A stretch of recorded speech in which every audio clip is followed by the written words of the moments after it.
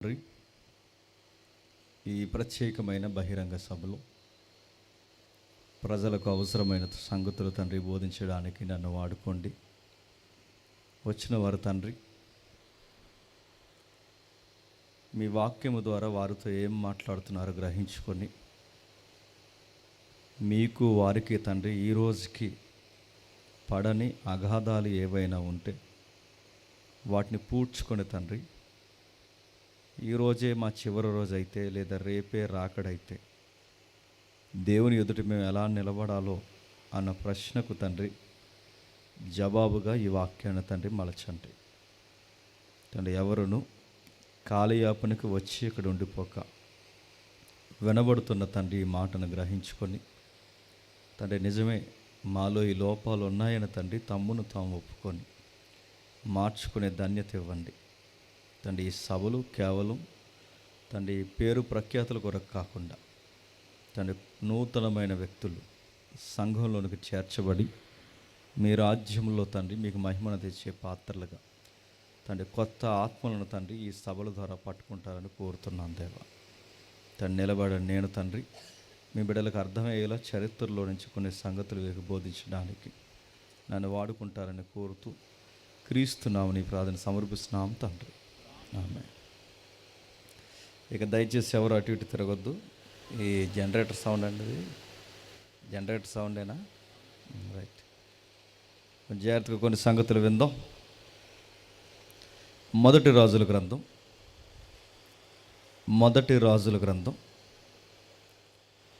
10వ అధ్యాయం. మొదటి రాజుల గ్రంథం 10వ అధ్యాయం 23వ వచనం నుండి. మొదటి రాజుల గ్రంథం 10వ అధ్యాయం 23వ వచనం నుండి.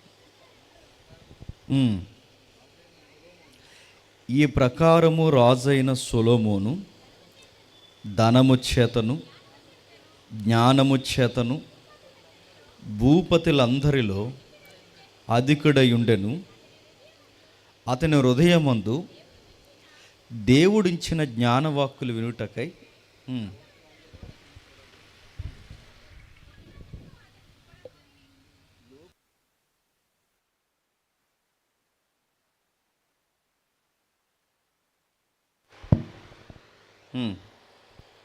చదవమ్మా.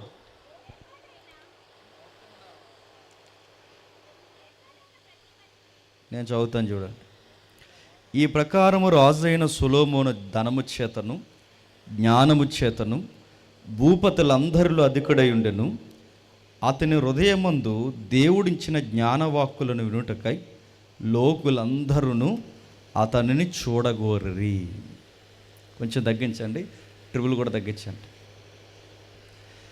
కొన్ని మాటలు మనం ఎన్నిసార్లు చదువుకున్నా మనకు తెలియాల్సిన సంగతులు ఏవో ఇంకా మర్మగర్భంగా ఉన్నట్టు మనకు కనబడుతుంటాయి.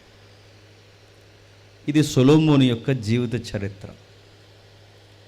ఈ చరిత్రలో రాయబడిన ఈ సంగతులు ఈ రాత్రి మనం జాగ్రత్తగా చూడగలిగితే ఒక వ్యక్తి జీవితాన్ని దేవుడు ఎందుకు పదే పదే బైబిల్లో ప్రస్తావించాడన్న సంగతి ప్రశ్న ప్రారంభిస్తే మనం నేర్చుకోవాల్సినవి ఏవో ఉన్నాయనే దృష్టాంతాలుగా వాళ్ళ జీవితాలు పురాతనమైన ప్రతుల్లో దేవుడు రికార్డ్ చేసి ఉంచాడు. వాటి ఏమర్థమవుతుంది? సొలొమోను సంగతులు చదువుతుంటే ఆ కాలంలోనట ఆయనకంత డబ్బున్నవాడికి ఎవడు లేడట. కొంచెం తగ్గిస్తాముడు, కొంచెం తగ్గించి, కొంచెం ట్రిబుల్ కూడా తగ్గించి. ఆ కాలంలో ఆయనకు అంత డబ్బున్నవాడు ఎవరు లేరట, జ్ఞానం ఉన్నవారు ఎవరు లేరట. ఎలా ఉందో అలా ఉంచే. పాటలు పాడినప్పుడు బాగుందిగా, వాకింగ్ వచ్చినప్పుడు వస్తుంది వీళ్ళకి ప్రాబ్లం. కొంచెం బ్యాలెన్స్గా పెట్టి సరిపోతుంది. నేను అరుస్తాను, నువ్వు ఎక్కువ పెంచుతున్నావని ఇలా దూరం పెంచుతున్నాను. ఓకే. 23 వచ్చిన ఎవరైనా చదవండి. ఏదిక మీద చక్కగా, ఏదిక మీద ఉన్న వాళ్ళు ఎవరైనా చదవండి. ఈ ప్రకారము రాజైన సొలొమోను ధనము చేతను జ్ఞానము చేతను భూపతులందరిలో అదుకుడయుండెను. అతని హృదయమందు దేవుడిచ్చిన జ్ఞానవాక్కులను వినుటకై లోకులందరూ అతనిని చూడగోర్రి. ఆయనను గూర్చి చదువుకుంటున్నప్పుడు లోకస్తులందరూ అనుకుంటున్నారట ఏమనంటే, ఆయన చూడాలబ్బా లైఫ్లో ఎప్పుడైనా. అంటే ఆ రోజుల్లో కదిలే జ్ఞానంగా లోకస్తులు సొలొమోను గారిని గురించి మాట్లాడుకుంటున్నారు. రాణీలు అనుకుంటున్నారట, భూపతులు అనుకుంటున్నారట, సామంతులు అనుకుంటున్నారట, సామాన్యులు అనుకుంటున్నారట, జ్ఞానులు అనుకుంటున్నారట, అధికారులు అనుకుంటున్నారట, ధనవంతులు అనుకుంటున్నారట. జ్ఞానవాక్కులు వినడానికి అనేక మంది కథలు వస్తున్నారట. ఎక్కడికి పోతున్నారా అని అడిగితే, ఒక కదిలే వింతను మేము చూస్తున్నాం, ఆ కదిలే వింత యెరూషలేములో ఉంది, ఆ వింత పేరు సొలొమోను అన్నారు. సొలొమోను గారిని గూర్చి ఇంత విలువైన సంగతులు రాస్తున్నప్పుడు బైబిలు ఆయనను గూర్చి ఎంత గొప్పగా అయితే మాట్లాడిందో కొంచెం జాగ్రత్తగా వినండి. ఆయనలో ఒక చీకటి కోణం ఉందని కూడా అంతే ఓపెన్గా మాట్లాడింది. బాగా వినాలి. సొలొమోను గారు రాజు ఎలా అయ్యాడు? మీరు చరిత్ర అంతా తిరగేయండి, యుద్ధాలు ఏమీ చేయలేదు. సొలొమోను గారు రాజు ఎలా అయ్యాడు? కత్తిని పట్టుకొని వాళ్ళ తండ్రిలాగా భయంకరమైన శత్రువులను జయించి ఆయన ఏమి యుద్ధాలు చేసి రాజ్యాన్ని సంపాదించలేదు. సొలొమోను గారు ఇజ్రాయేల్ దేశానికి రాజు ఎలా అయిపోయాడంటే, డైరెక్ట్ క్వశ్చన్కి డైరెక్ట్ ఆన్సర్ ఒకటే, దావీదుకు పుట్టాడు కాబట్టి రాజు అయిపోయాడు అంతే. దావీదుకు పుట్టాడు కాబట్టి రాజు అయిపోయాడు. రాజు అయిన ప్రతి ఒక్కడు పరిపాలించగలడా? దేవునికి ఒక ప్రార్థన చేసుకున్నాడు, దేవా నీతి న్యాయములు జరిగిస్తూ నీ ప్రజలను సమాధానకరంగా పరిపాలించే నాకు నాలెడ్జ్ ఇవ్వు ప్రభువా అన్నప్పుడు దేవుడు అడిగిన వానికి ధారాళంగా అనుగ్రహించే దేవుడు గనక వెంటనే సొలొమోను గారికి గొప్ప జ్ఞానమునిచ్చాడు. ఎంత జ్ఞానం ఇచ్చాడంటే, అక్కడ ఆ రోజు సొలొమోను పరిపాలన మన ఇండియాలో ఉన్న స్కూలు పుస్తకాల వరకు ఆయన గురించి ముద్రించుకున్నాం.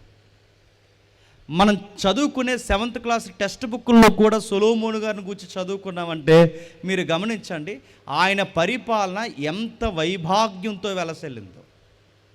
మరి ఇంత గొప్ప రాజు, ఇంత సామంతుడు, ఇంత జ్ఞాని, ఆయన అనేక జనులకు రోల్ మోడల్గా ఉన్నాడు. అలాంటి ఆయన జీవితంలో చీకటి కోణం ఉందంటే బైబిల్ అంటుంది మొహమాటం లేకుండా ఉన్నది. బైబిలు మనుషులను ఒక పక్క ఎంత గొప్పగా చూపించిందో, మానవ స్వభావం అనేది ఆదాము దగ్గర నుంచి కూడా ఎంత జ్ఞానైన వాడికైనా సరే ఆ రోత స్వభావం ఉంటుందని బైబిలు మరో పక్క మోమాటం లేకుండా చెప్పింది. ఎంత జ్ఞానవంతుడంటే ఆయన గురించి టూకీగా 2 మాటలు చెప్తాను. సొలొమోను గారు కీర్తనలు రాశాడు. అసలు సంసారం అంటే ఎలా ఉండాలో ఆ 128వ కీర్తన చదవండి. ఆ కీర్తన రాసింది ఎవరండి? సొలొమోను. ఆ 127వ కీర్తన రాసింది ఎవరండి? సొలొమోను. ఆ యాత్ర కీర్తనలు పట్టుకుంటే అది కంటిన్యూగా సుమారు 12 కీర్తనలు, 14 కీర్తనలు ఉంటాయి. ఆ యాత్ర కీర్తనలు అన్నీ రాసింది ఎవరండి? సొలొమోను. ఒక భార్య ఎలా ఉండాలో లోగిట, భోజనపు బల్ల చుట్టూ పిల్లలు ఎలా ఉండాలో, చక్కటి సంసార సాగరం ఎలా కొనసాగాలో, రెక్కల కష్టము, ఆర్థిక పరిస్థితులు, ఆరోగ్య పరిస్థితులు, కుటుంబ నేపథ్యం ఎలా ఉండాలో కీర్తనలో చాలా బ్యూటిఫుల్గా రికార్డ్ చేశాడు ఆ గొప్ప సొలొమోను గారు. ఇంకా ఏం రాసుకొచ్చాడు సొలొమోను గారు?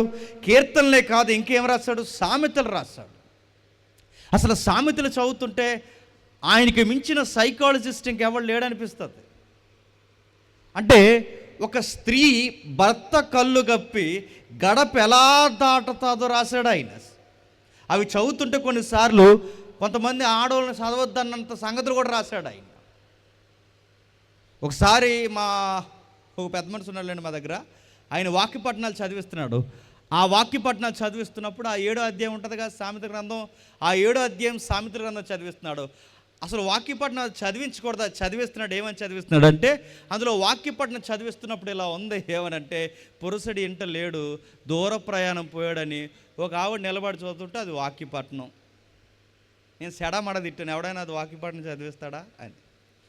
పురుషుడింటి లేడు, దూర ప్రయాణం వెళ్ళి ఉన్నాడు కానీ కిందలు అంటున్నారు పున్నమ నాటి వరకు ఇంకా రాడని.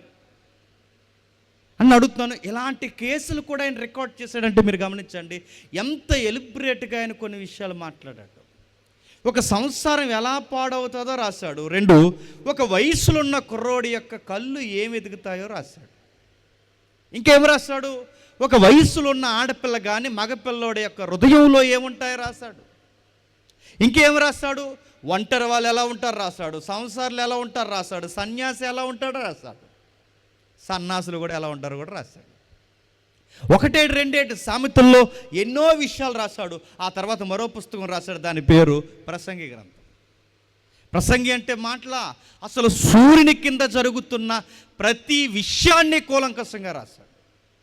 గోడల్లో మొలిసే ఇస్సోపు మొక్కలు మొదలుకొని, సంచరిస్తున్న జీవులు మొదలుకొని, జలచరములు అంటే సముద్రంలో తిరుగుతున్న ప్రతి జీవుని గూర్చి ఆ ప్రసంగి గ్రంథం రాయడమే కాదు, అనేక విషయాలు రాసిన ఆయన అన్నాడు, ఈ భూమి మీద మనుష్యుడు పట్టుకెళ్ళిపోయేదేమీ లేదంట. నీతిమంతుడని పరిగెట్టినోడికి ఒకటే జరుగుతుంది, నీతిమంతుడు కాక నీచమైన పనులు చేసిన వాడికి కూడా ఒకటే అంతము జరుగుతుంది. వీటిని గూర్చి ఆలోచించడం నాకు చాలా కష్టంగా ఉంది. ఇది వ్యర్థము అని రాశాడు. వ్యర్థం అన్న పదాన్ని మూలంలో చూస్తే ఏముందో తెలుసా? నా ఊహలకు అందట్లేదు అన్న అర్థం వచ్చే పదాన్ని 37 సార్లు రాశాడు. ఎన్నిసార్లు? సుమారు 37 సార్లు. అంటే నేను దీన్ని గెస్ చేయలేకపోతున్నాను, దీన్ని పట్టుకోలేకపోతున్నాను, ఈ విషయంలో నేను జడ్జిమెంట్ ఇవ్వలేకపోతున్నాను, ఇది ఎలా చెప్పాలా అలా చెప్పాలని తెలియని మర్మగర్భమైన దానికి వాడిన పదమే వ్యర్థం అన్నాడు.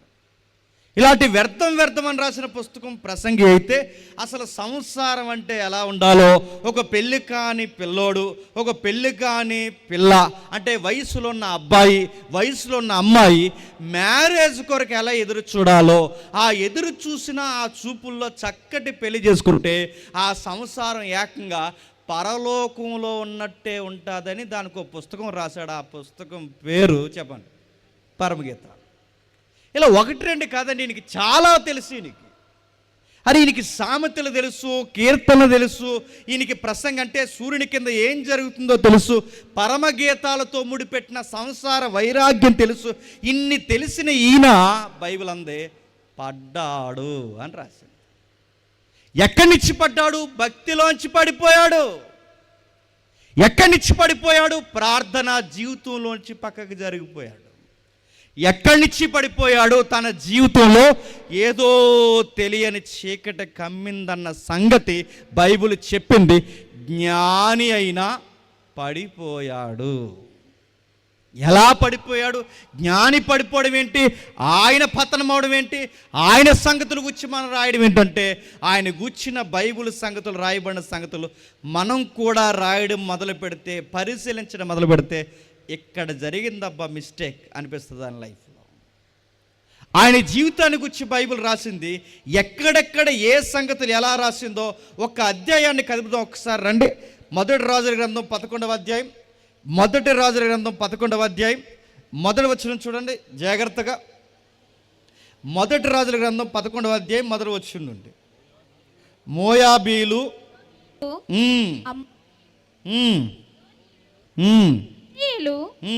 అను జనులు మీ హృదయములను తమ దేవతల తట్టు త్రిప్పుదురు గనుక వారితో సహవాసము చేయకూడదనియు, వారిని మీతో సహవాసము చేయకూడదనియు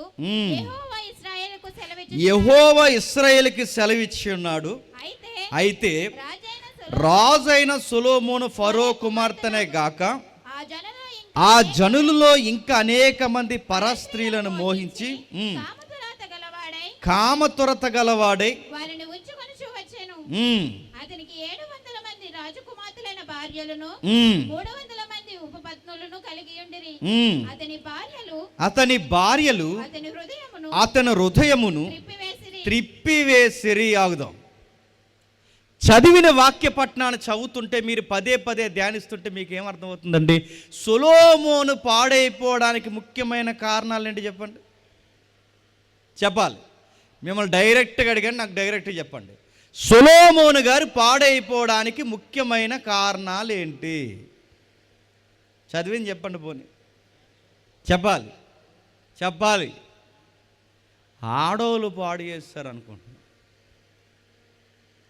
నేను మళ్ళీ అడుగుతున్నాను, ఈయన్ని ఎవరో పాడు చేశారని మనం అనుకుంటున్నాయి చదువుతుంటే, మళ్ళీ అడుగుతున్నాను, ఈయన్ని ఎవరో పాడు చేసినట్టు కనబడుతుంది? నేను మళ్ళీ అడుగుతున్నాను, ఆడోలే పాడు. నేను అడుగుతున్నానండి, ఆడోలు ఆయన్ని పాడు చేయలేదు, అది తర్వాత స్టేజ్. అది సొలొమోన్ని ఎవరు పాడు చేశారంటే, మళ్ళీ మళ్ళీ చెప్తున్నాను, మనల్ని ఎవరో పాడు చేయరు, ముందు మనల్ని మనమే పాడు చేసుకుంటాం. ఆయన ఎవరో ఆడవారు నేను అడుగుతున్నాను, ఆడవారు పాడు చేస్తే పాడైపోయేంత తెంగరోడేమీ కాదు. ఆయన కదిలే జ్ఞానము, ఆయన అధిపతులకే భూపతులకే మహారాజు లాంటోడు, ఆయన జ్ఞానానికి ప్రతీక. అలాంటోడు ఎలా డిస్టర్బ్ అయ్యాడు? ఎవరో డిస్టర్బెన్స్ చేశారంటే అది సరి అయిన న్యాయబద్ధమైన మాట కాదు. ఆయన ఎలా డిస్టర్బ్ అయ్యాడంటే నేను అంటాను, ఆయన్నే పాడు చేసుకున్నాడు. నన్ను పక్కింటోడు పాడు చేశాడు, ఎదిరింటోడు పాడు చేశాడు, ఎల్లయ్య పాలు చేశాడు, పొల్లయ్య పాడు చేశాడు అని ఇలాంటి గాలి కబుర్లు అవ్వ ఆదం మాటలు చెప్పకండి. అవ్వ ఆదం ఇలాగే చెబుతారు. ఎందుకు చేసావంటే, అంటే నేను చేయకపోదును, ఆవిడే చేసింది అన్నాడు మన అయ్య. ఎవరు? ఆవిడని అడిగితే ఆవిడేమంది, అంత నేను కూడా చేయకపోదును మై లార్డ్, ఆ పాన్ చేయించింది అంతా అంది. నేను అడుగుతున్నాను, ఇదే అడుగుతున్నాను, ఇదే నేచర్ ఈ రోజుకుంది. మనం ఏమంటాం చెప్పనా? ఎందుకు పాడేవారంటే ఏమంటామండి? ఆ ఎదవలతో తిరిగి పాడైపోయిన అంటాం. నేను అడుగుతున్నాను, ఆ ఎదవలతో తిరిగి పాడైపోతే నువ్వెవడం మరి చెప్పండి? నేను అడుగుతున్నాను, నీకు ఆడి స్నేహితుడయ్యాడంటే, ఎదవ నీకు స్నేహితుడయ్యాడంటే నువ్వెవడవే? నా మాటలు అర్థమవుతాయి. అంటే ఎవరో డిస్టర్బ్ చేశారనకండి, ఎవరో పాడు చేశారనకండి, ఎవరి వలనో పాడేయమనకండి, మనల్ని మనమే పాడు చేసుకుంటాం. అయినా అడుగుతున్నాను, ఈయన ఎలా పాడు చేసుకోవడానికి కారణం ఏంటి? మరి ఏళ్ళు రావడం వల్లనే కదా పాడేయారంటే, ఈయనకి ఈ విషయాలు తెలియదా? నేను అడుగుతున్నాను, కానాను తెగలతో జాగ్రత్తగా ఉండాలని నీకు తెలీదా? చెప్పలేదా? జాగ్రత్త సుమాని పలుమార్లు ఆయన హెచ్చరించలేదా? కానాను తెగల వేరు, వాళ్ళ ఆరాధనలు వేరు, వాళ్ళ దేవుడు వేరు, వాళ్ళ సంస్కృతి వేరు, వాళ్ళ సహవాసం వేరు, వారి సరిహద్దులు వేరు, వాళ్ళ పద్ధతులు వేరు, వాళ్ళ వివాహాలు వేరు అని సొలొమోను గారికి ముందే దేవుడు చెప్పలేదా? చెప్పాడు. సొలొమోనుకే కాదు, ఇశ్రాయేలు సింహాసనం ఎక్కే మగసిరిగల మగాడైన ఏ రాజుకైనా ముందే చెప్పాడు. ఎక్కడ చెప్పాడు చూద్దాం ఒకసారి. ద్వితీయోపదేశకాండం తీయండి ఒకసారి. ద్వితీయోపదేశకాండం, అందరూ బైబిల్ చూడండి. ద్వితీయోపదేశకాండం 17వ అధ్యాయం. ద్వితీయోపదేశకాండం 17వ అధ్యాయం. ద్వితీయోపదేశకాండం 17వ అధ్యాయం 18వ వచనం చూడండి. ద్వితీయోపదేశకాండం 17వ అధ్యాయం 18వ వచనం. మరియు అతడు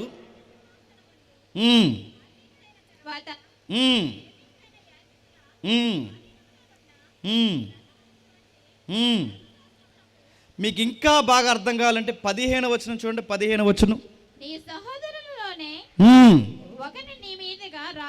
నీ సహోదరుల్లో ఒకరిని నీ మీద రాజుగా నియమించుకొనవలెను. నీ సహోదరుడు కాని అన్యుణ్ణి నీ మీద రాజుగా నియమించుకొనకూడదు. అతడు గుర్రములను విస్తారముగా సంపాదించుకొనవలదు. తాను గుర్రములను ఎచ్చుగా సంపాదించుటకు గాను జనులను ఐగుప్తునకు తిరిగి వెళ్ళనీయకూడదు. ఎలయనగా యెహోవా ఇక మీదట మీ త్రోవని వెళ్ళకూడదని మీతో చెప్పును. టెక్స్ట్ మర్చిపోవద్దు, మళ్ళీ చెప్తున్నాను. ఏదన్నా ఒక అధ్యాయాన్ని కదిపామంటే అధ్యాయాన్ని అర్థాన్ని అర్థం చేసుకున్న తర్వాతే అక్కడున్న వచనాన్ని చదవాలి. అటు ఇటు కాకుండా తగునమ్మా అని చదివావంటే అర్థం పర్థం లేని ఆ వచనాన్ని నీకు అపార్థం చేసుకుని చివరికి ఒక కుంపట తెచ్చి మీద ఎడతావు. ఎలా పెడతారంటే, ఉదాహరణ నేను చాలా దిక్కుని చెప్పాను, మీకు చెప్తాను వినండి. ఇలాగే 31st కార్డులు పంచారట. ఆడోళ్ళకి రావాల్సిన కార్డులు మొగోడికి పోయినాయి, మొగోళ్ళకి రావాల్సిన కార్డులు ఆడోళ్ళకి పోయినాయి. అందులో ఒక ఆడోళ్ళకి రావాల్సిన కార్డు మొగోడికి వచ్చింది. అందులో ఇలా వచ్చింది, ఆడికి వచ్చే ఏడాది గర్భవతి అవుతామని వచ్చింది. అవుతాడాడు? చస్తాడు? అవుతాడా? నడుతున్నాను. వచ్చే ఏడాది కాడు గర్భవతి ఎలా అవుతాడు నడుతున్నాను. ఇప్పుడు ఆ మాట అర్థం అవ్వాలంటే ఎలా తీసుకోవాలి, ఎలా తీసుకోవడం ఏంటి? ఆ మాట అర్థం కావాలంటే ఆ మాట దేవుడు ఎవరికి చెప్పాడు? ఎక్కడో శారమ్మకి చెప్పాడు. ఎక్కడ చెప్పాడు? అబ్రహాము సందర్భంలో చెప్పాడు. ఆ మధ్యాహ్నం భోజనానికి వచ్చినప్పుడు చెప్పాడంటే దానికి ఒక సందర్భం ఉందా లేదా? అది సందర్భం లేకుండా ఇప్పుడు అది ఆ కుర్రగాడు ఆ వాక్యాన్ని తీసుకుని దీన్ని నేను ఎలా అప్లై చేసుకుని, నువ్వు ఎలాగ అప్లై చేసుకున్నా నెరవేరితే పోతావు, నెరవేరదు.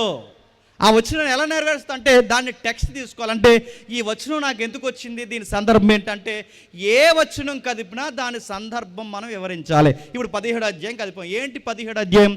అసలు ద్వితీయోపదేశ కాండం అంటేనే ద్వితీయ అంటే రెండవసారి చెప్తున్నాడు. ఏ విషయాలు చెప్తున్నాడు, ఏమని చెప్తున్నాడు అంటే ఇదిగో మీకు వాగ్దాన భూభాగాన్ని నేను ఇవ్వబోతున్నాను. ఆ వాగ్దాన భూభాగానికి మీరు దగ్గరకు వచ్చేసారు. ఆ వాగ్దాన భూభాగంలో మీరు అడుగుపెట్టిన తర్వాత ఏ ఏ గోత్రాలు ఎక్కడ ఉండాలో మీకు చెబుతూనే, ఎవరెవరు ఎక్కడ పాగా వేయాలో చెబుతూనే, దేవుని గుడారాన్ని ఎక్కడ పెట్టాలో చెబుతూనే, నేడో రేపో మీ సహోదరుల్లో ఒక రాజు అవుతాడు మీకు ఈ భూభాగానికి వచ్చిన తర్వాత. అప్పుడు మీలో ఎవడైనా మీ సహోదరుడు మీకు రాజు అయితే వాడు కొన్ని కండిషన్స్ ఖచ్చితంగా పాటించాలి. ఎవరు పాటించాలట?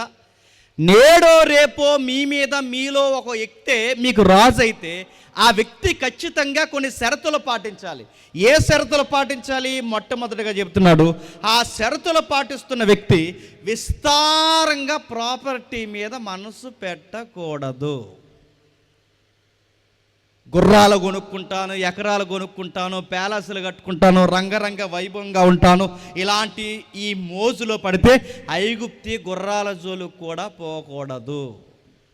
అంటే స్థితిగతులను డెవలప్ చేసుకునే మైండ్ ఆ రాబోతున్న రాజుకు ఉండకూడదు. 2, అనేక మంది స్త్రీలను అతడు వివాహము చేసుకున్నాడు. ఆ 17వ వచనంలో ఉంది చూడండి, అనేక మంది స్త్రీలను వివాహం చేసుకునకూడదు. 18వ వచనంలో, మరియు అతడు రాజసింహాసనం మంది ఆసీనుడైన తర్వాత లేవీలైన యాజకుల స్వాధీనంలో ఉన్న ఒక గ్రంథమును చూసి ఆ గ్రంథమును ఆ ధర్మశాస్త్రం యొక్క ప్రతిని తన కొరకు రాసుకొనవలెను. అది అతను యొద్ద ఉండవలెను. అంటే బాగా వినండి, ఎలా మాట్లాడాలో, ఎలా పరిపాలించాలో, ఎవరిని పెళ్లి చేసుకోవాలో, ఎవరిని దగ్గర రానివ్వకూడదో, ఎవరితో స్నేహాలు చేయాలో, ఎవరితో పొత్తులు పెట్టుకోవాలో, పరిపాలన వ్యవస్థ ఎలా ఉండాలో మొత్తం ఆయన రూలింగ్ డిపార్ట్మెంట్కి ఒక మ్యాప్ పాయింటింగ్ లాగా ఒక బుక్ ఉండాలట. ఆ బుక్ ఎవరి దగ్గర చూసి రాసుకోవాలట? ఆ బుక్ యాజకుల దగ్గర ఉందట. ఆ పుస్తకం యాజకుల దగ్గర ఉంటుంది. యాజకుల దగ్గర ఉండే పుస్తకం పేరేంటి? బైబిల్. ఏంటట? బైబిల్ అంటే ఆ పాత నిబంధన ధర్మశాస్త్రం. ఆ ధర్మశాస్త్రం ఏదైతే ఉందో ఆ ధర్మశాస్త్రాన్ని చూసి ఎగ్జాక్ట్ తనలాంటి, అంటే వాళ్ళ దగ్గర ఉన్న ధర్మశాస్త్రాన్ని ఒక నకల తయారు చేసుకోవాలంటే, ఒక ప్రతిని తయారు చేసుకోవాలి, ఈయన దగ్గర పెట్టుకోవాలంటే ప్రతి రాజు దగ్గర ఏముండాలని దేవుడు చెప్పాడు తెలుసా? ఒక బైబిల్ ఉండాలి అన్న. ఏముండాలట? ఒక బైబిల్ ఉండాలి. ఆ బైబిల్ ఏముంటుంది? నువ్వు గుర్రాలని ఎన్ని కొనాలో ఉంటుంది. ఆ బైబిల్లో ఏముంటుంది? ఎవరిని వివాహం చేసుకోవాలో ఉంటుంది. ఆ రాజు చదివే ఆ పుస్తకంలో ఏముంటుంది? నువ్వు ఎంత సంపాదించాలో, ప్రజలకు ఎలా పరిచయం చేయాలో ఒక్కటేంటి ప్రతి సంగతి ఉంటుంది. అందుకే కింద చెప్తున్నాడు చూడండి 22వ వచనంలో, ధర్మశాస్త్రపు వాక్య భాగాలన్నిటినీ కట్టడలను అనుసరించి నడువ నేర్చుకుంటకు అతడు అనగా రాజు తన బ్రతిక దినములన్నిటను ఆ గ్రంథమును చెప్పండి చదువుచుండవలని. ఇప్పుడు చెప్పండి, రాజుగారు ఎవ్రీడే ఏం చదవాలట? మళ్ళీ చెప్తున్నాను, రాజుగారు ప్రతిరోజు ఏం చదవాలట? మళ్ళీ చెప్తున్నాను, రాజుగారు ప్రతిరోజు ఏం చదవాలి? బైబిల్ చదవాలి. ఇప్పుడు చెప్పండి, సొలొమోను గారు భయం లేకుండా 1000 మందిని చేసుకున్నాడంటే ఆ ఇటీవల కాలంలో ఆయన ఏం చదవడం మానేసి ఉంటాడు చెప్పండి. ఆ మాటలు అర్థమవుతున్నాయి లేదు? నేను అడుగుతున్నాను, గుట్టల బంగారం పోగేసి గుర్రాలను కొంటున్నావంటే ఇతగాడు దగ్గర బైబిల్ పెట్టుకున్నాడు కానీ ఏం చదవడం మానేశాడు చెప్పండి? బైబిల్ చదవడం మానేశాడు. ఇప్పుడు చెప్పండి, సొలొమోను గారిని ఎల్లమ్మ పాడు చేసిందా, పొల్లమ్మ పాడు చేసిందా, ఎదిరింటోళ్ళు పాడు చేశారా, 1000 మంది పాడు చేశారా? కాదు, నేను అంటాను ఆయన బైబిల్ చదవక పాడయ్యాడు. జ్ఞాని బైబిల్ చదవకపోతే పాడవుతాడా? పాడవుతాడు. నేను అడుగుతున్న, జ్ఞానే కాదు, ప్రతిరోజు సేవలో తిరుగుతున్న వారు కూడా బైబిల్ చదవకపోతే పాడవుతారా? పాడవుతారు. గొప్ప ప్రార్థనా పరులు కూడా, మళ్ళీ చెప్తున్నాను, బైబిల్ చదవకపోతే పాడవుతారా? పాడవుతారు. ఎందుకు చెప్తున్నా? నీకు ఎలా ప్రార్థన చేయాలో నీకు తెలియాలంటే ముందు ఆ దేవుడేంటో నీకు తెలియాలి. ఆ దేవుడేంటో నీకు తెలియాలంటే ఆ దేవుడి గురించి చెప్పే ఒకే ఒక గ్రంథం ఉంది, అది బైబిల్. ఆ బైబిల్ నువ్వు చదవాలి. ఎలా ప్రార్థించాలో నీకు తెలియాలంటే బైబిల్ నువ్వు చదివితే కానీ ఎలా ప్రార్థించాలో నీకు ఎట్లా తెలుస్తుంది. నేను మళ్ళీ చెబుతున్నాను, సొలొమోను గారు బైబిల్ చదవలేదంటే బైబిల్ చదవలేదు, ఆయన బిజీ అయిపోయాడు. ఎంత బిజీ అయిపోయాడు చెప్పనా? మొక్కల గురించి చదివాడు, వృక్షాల గురించి చదివాడు, ఆ జంతువుల గురించి చదివాడు, మతిహీనమైన సంగతులన్నిటి విషయంలో స్టడీ చేయడంలో బిజీ అయిపోయాడు. సూర్యుని కింద అదెంతకు జరుగుతుంది, ఇది ఎంతకు జరుగుతుంది, అదెంతకు జరుగుతుంది, ఈ సంగతులు బిజీ అయిపోయి, మళ్ళీ చెప్తున్నాను, కొన్ని చేయకూడని సంగతులు కూడా చేసి ప్రతి దానిని పరిశోధన పేరుతో బైబిల్ పరిశోధన పక్కన పెట్టాడు. అందుకే ప్రేయర్ లేపు తగ్గిపోయింది. బైబిల్ చదివే ఆ వ్యక్తిగతమైన బైబిల్ చదువుకునే సమయం తగ్గిపోయింది. ఆ వ్యక్తిగతమైన బైబిల్ చదువుకునే సమయం తగ్గిపోయింది గనకే ఎంత జ్ఞాని అయినా సరే గుర్తుపెట్టుకోండి, తెలియకుండానే చీకటి వచ్చి కూర్చోండి. ఒకేసారి పాడైపోయాం, గుర్తుపెట్టుకోండి. మనం ఒక రోజులో పాడైపోయాం, రాత్రి ఏం పాడైపోయాం. మెల్లమెల్లగా పడుతుంది. ఒక ఉదాహరణ చెప్తాను వినండి. ఇప్పటివరకు మన ఇంట్లో టీవీ లేదనుకోండి, టీవీ కొంటాం. పాస్టర్ గారు వచ్చి అడుగుతారు, నేను టీవీ ఎందుకమ్మా అని. అప్పుడు నువ్వేం చెప్తావు చెప్పు? జస్ట్ వార్తలు చూడడానికండి అంటావు. ఏంటది? వార్తలు మాత్రమే చూస్తా. ఆ వార్తలు చూస్తుండగా మధ్యలో టీజర్లు వస్తాయి. టీజరేగా అని చూస్తాం. ఆ టీజర్లు కాస్త ఓ మెలోడీ సాంగ్ వస్తుంది, అలాగా పాటేగా అనుకుంటాం. ఆ పాట కాస్త ఆ తర్వాత ఎందులోది ఆ పాట స్టడీ చేస్తాం, అందులోది అని తెలుస్తుంది, అందులోకి వెళ్తాం, అది చూస్తాం. నడుతున్నాను, వార్తలతో ప్రారంభమైన నీ టీవీ సర్వీస్ అని చెప్పండి, చివరికి సినిమాల్లో కూర్చోబెడుతుంది. మీకు ఈ ఉదాహరణ, చిన్న ఉదాహరణ అర్థమైతే ఒకే రోజు ఏం పాడైపోమండి, గుర్తుపెట్టుకోండి. మెల్లమెల్లగా. ఇప్పుడు ఇంకా బాప్టిజం తీసుకొని పురుషులు ఎవరైతే ఉంటారో మీ అందరికీ చెప్తున్నాను వినండి. పర్లేదు, నువ్వు తాగపోయినా పర్లేదు, జస్ట్ కూర్చో అంటారు అంతే. నువ్వేం వద్దు, జస్ట్ నువ్వు థమ్సప్ తాగు, మేము మిగిలినవి తాగుతాం అంటారు. నువ్వు పెద్ద పోటుగోళ్ళలాగా, నువ్వు సొలొమోనుకి తండ్రిలాగా ఫీల్ అయిపోయి నువ్వు ఏం చేస్తావంటే, నేను తాగను కదా, జస్ట్ థమ్సప్పేగా అని కూర్చుంటావు. ఆ థమ్సప్ కాస్త ఏదో ఒక రోజు నీకు మోటివేషన్ ఇస్తుంది. పర్లేదులే, చిన్నదేలే అని మొదలెడతావు. ఆ మొదలెట్టింది నీకు అలవాటైతే దానికి అలవాటు పడిన నువ్వు వెళ్ళే స్టేజ్ ఇంకంతా ఇంత కాదు. ఎలా పాడయ్యాడు సొలొమోను గారు నేను అంటున్నానండి. ప్రేయర్ లైఫ్ తగ్గింది, నెక్స్ట్ బైబిల్ స్టడీ తగ్గింది, నెక్స్ట్ ఇవి ఎప్పుడైతే తగ్గిందో అనవసరమైన సర్కిల్ ఆయన చుట్టూ పెరిగిపోయింది. పనికి మాలిన స్నేహాలు ఎప్పుడైతే ఆయనకి పెరిగిపోయాయో, ఆ పెరిగిపోయిన తర్వాత తనను తాను తెలియకుండానే పాడు చేసుకున్నాడు. ఇప్పుడు అడుగుతున్నానండి, ఈయన బైబిల్ చదవకపోతే ఈయనకి ఎవరు చెబుతారండి వచ్చి?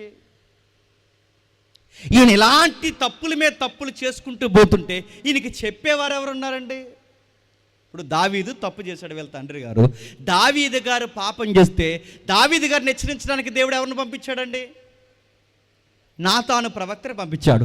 నాతాను ప్రవక్త చెప్పిన వెంటనే తనను తాను తగ్గించుకున్నాడు, మార్చుకున్నాడు. ఇప్పుడు అడుగుతున్నాను, నాతాను ప్రవర్తన పంపించిన వెంటనే దావీదు మార్చుకున్నాడు.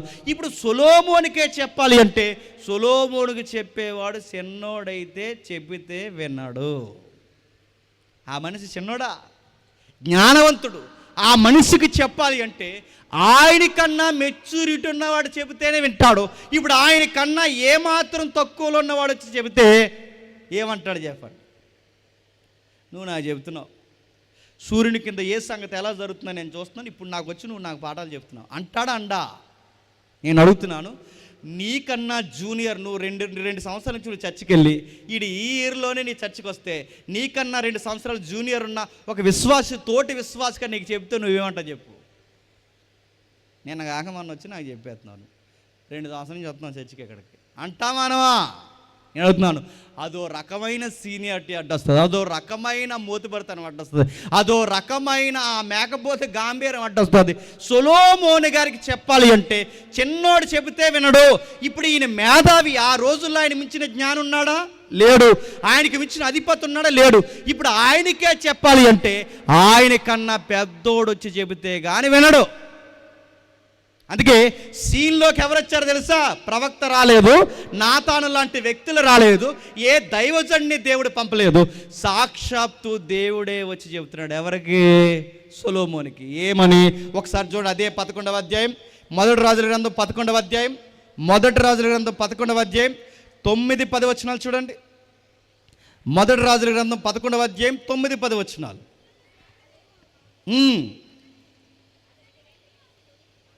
బాగా నాకు వినబడే వాళ్ళు ఎవరైనా చదువు. ఇశ్రాయేలు దేవుడైన యెహోవా అతనికి 2 మార్లు ప్రత్యక్షమై నీవు ఇతర దేవతలను వెంబడింపవలదని అతనికి ఆజ్ఞాపించినను సొలొమోను హృదయము అతని యొద్ద నుండి తొలగిపోయాను. ఇప్పుడు చెప్పండి, సొలొమోనికి day by day, stage by stage మారుస్తూ చెప్పడం మొదలెట్టాడట. ఏమని చెప్పడం మొదలుపెట్టాడు? మొట్టమొదట ఆయన బైబిల్ చదివితే చెప్పేవాడు. బైబిల్ చదువుతుంటే, ఈ బైబిల్ మనం చదువుతుంటే బైబిల్ కొన్ని గొప్పతనం ఏంటో తెలుసా? ఈ బైబిల్ చదువుతుంటే డైరెక్ట్గా నీకే చెప్పినట్టు ఉంటుంది. మరో గమ్మత్తు చెప్తాను, ఈ రాత్రి ప్రసంగం కూడా నీకే చెబుతున్నట్టు అనిపిస్తే జర జాగ్రత్త. నాకు కదిలే పక్కోడికి అనుకోకు, ఇది నీకే చెబుతున్నట్టు అనిపిస్తుంది. మళ్ళీ చెప్తున్నాను, ఇది నీకైతే జాగ్రత్త. సొలొమోను గారికి ఎలా చెప్తున్నాడు? ముందు వాక్యం ద్వారా చెప్పేవాడు, ఇప్పుడు వాక్యం ద్వారా చెప్పే దేవుడు. ఈ మనిషి ఇప్పుడు వాక్యం చదవడం మానేస్తాడు. ఇప్పుడు వాక్యం చదవడం మానేస్తే ఇప్పుడు ఎలా చెబుతాడు? బైబిల్ చదివితే బైబిల్ ద్వారా దేవుడు మాట్లాడేవాడు, ఇప్పుడు బైబిల్ చదవడం మానేస్తాడు. వ్యక్తులను పంపితే ఇప్పుడు ఏ వ్యక్తిని పంపినా సొలొమోను ముందు ఏ వ్యక్తి అయినా తక్కువే. ఇప్పుడు వ్యక్తులు చెప్తే వినడు, వాక్యం చదవడం మానేస్తాడు. ఇప్పుడు ప్రేయర్ లైఫ్ లేదు. అందుకే దేవుడు తీసుకున్న నిర్ణయం ఇక సాక్షాత్తు దేవుడే వచ్చి చెబుతున్నాడు. అంటే వాక్యం చదవడం మానేసిన ఆ వ్యక్తికి సాక్షాత్తు దేవుడే వచ్చి చెప్పాడంటే ఒకసారి కాదు, చెప్పండి, ఏకముగా 2 సార్లు చెప్పాడట. 2 సార్లు దేవుడు వచ్చి చెబితే ఈ మనిషి లెక్క చేయలేదంటే ఏమన్నది చెప్పండి. నేను మళ్ళీ అడుగుతున్నాను, చాలామంది ఇక్కడ ఉన్న వాళ్ళు ఎప్పుడో బైబిల్ చదవడం మీరు మానేసి ఉంటారు నాకు తెలుసు. అలా టెక్స్ట్ బుక్లో కట్టుకుని తిరుగుతారు అంతే. దాన్ని ఈ మధ్యకాలంలో ఎక్కడ లేని ఆరాధనలు వచ్చినాయి. ఆరాధన నేను వ్యతిరేకం కాదు, ఎందుకంటే ఒకటి చెప్తే ఒకటి అర్థమవుతుంది. ఆరాధన చేయొచ్చు, మా చర్చలు కూడా చేస్తారు ఆరాధనలు. కాకపోతే ఎక్కడ లేని ఆరాధనలు వచ్చాయి. ఎంత ఆరాధనలు అంటే ఇంక వాక్యం లేదు, ఇంక ఆరాధనే. ఈ ఆరాధన భక్తులు అందరూ ఏం చేస్తున్నారంటే ఆ బైబిల్ కిందేసి, ఆ కింద పెట్టేస్తున్నారు బైబిల్, ఆరాధనలు వేసిపోతారు పైకి. ఆ బైబిల్ అలా కింద పెట్టి ఇటోక అడుగు అటోక అడుగు ఇటోక అడుగు నడుతున్నాను. మోకాలేసి కూడా అనిపిస్తుందండి వీళ్ళందరినీ. నేను నువ్వు బైబిల్ మీద అటు ఇటు దాడుతున్నావంటే ఇది ఆరాధన అంటారా? ఇది ఆరాధన అని అడుగుతున్నాడు. నువ్వు వాక్యాన్ని కాళ్ళ దగ్గర పెట్టి నువ్వు ఆరాధన చేస్తే దేవుడు అంటే నువ్వు ఎవరికి కావాలరా నీ ఆరాధన? నువ్వు వాక్యం చదవకపోతే, ఆ వాక్యం ఏముందో నీకు తెలియకపోతే, ఆ బైబిల్ నువ్వు గౌరవించకపోతే నీ ఆరాధన ఎవరికి కావాలి? నువ్వు చేసే భక్తి ఎవరికి కావాలి? అలా తిరిగి ఇలా తిరిగి బైబిల్ని ఎలా పడతాలు పెడతారండి. కొన్నిసార్లు భోజనాలు జరుగుతాయా? ఆ భోజనాలు జరిగే దగ్గర ఆ బైబిల్ అక్కడ మర్చిపోతారు భోజనం చేసేటప్పుడు. ఇంకా ఆ పక్కన ఎక్కడో ఆ తపాల దగ్గర కనబడుతుంటుంది బైబిల్ అంతే. మళ్ళీ తర్వాత ఈ సంఘ పెద్దలో నాయకుడో ఈ సభాధ్యక్షుడో ఎవరో బైబిల్ మర్చిపోయారో, ఎవరో ఈ బైబిల్ ఎవరు ఉంటే మా దగ్గర రండి అనగానే అప్పుడు వస్తాం ఇలా తరుగా నాదేనండి. ఎంత సిగ్గులేదో.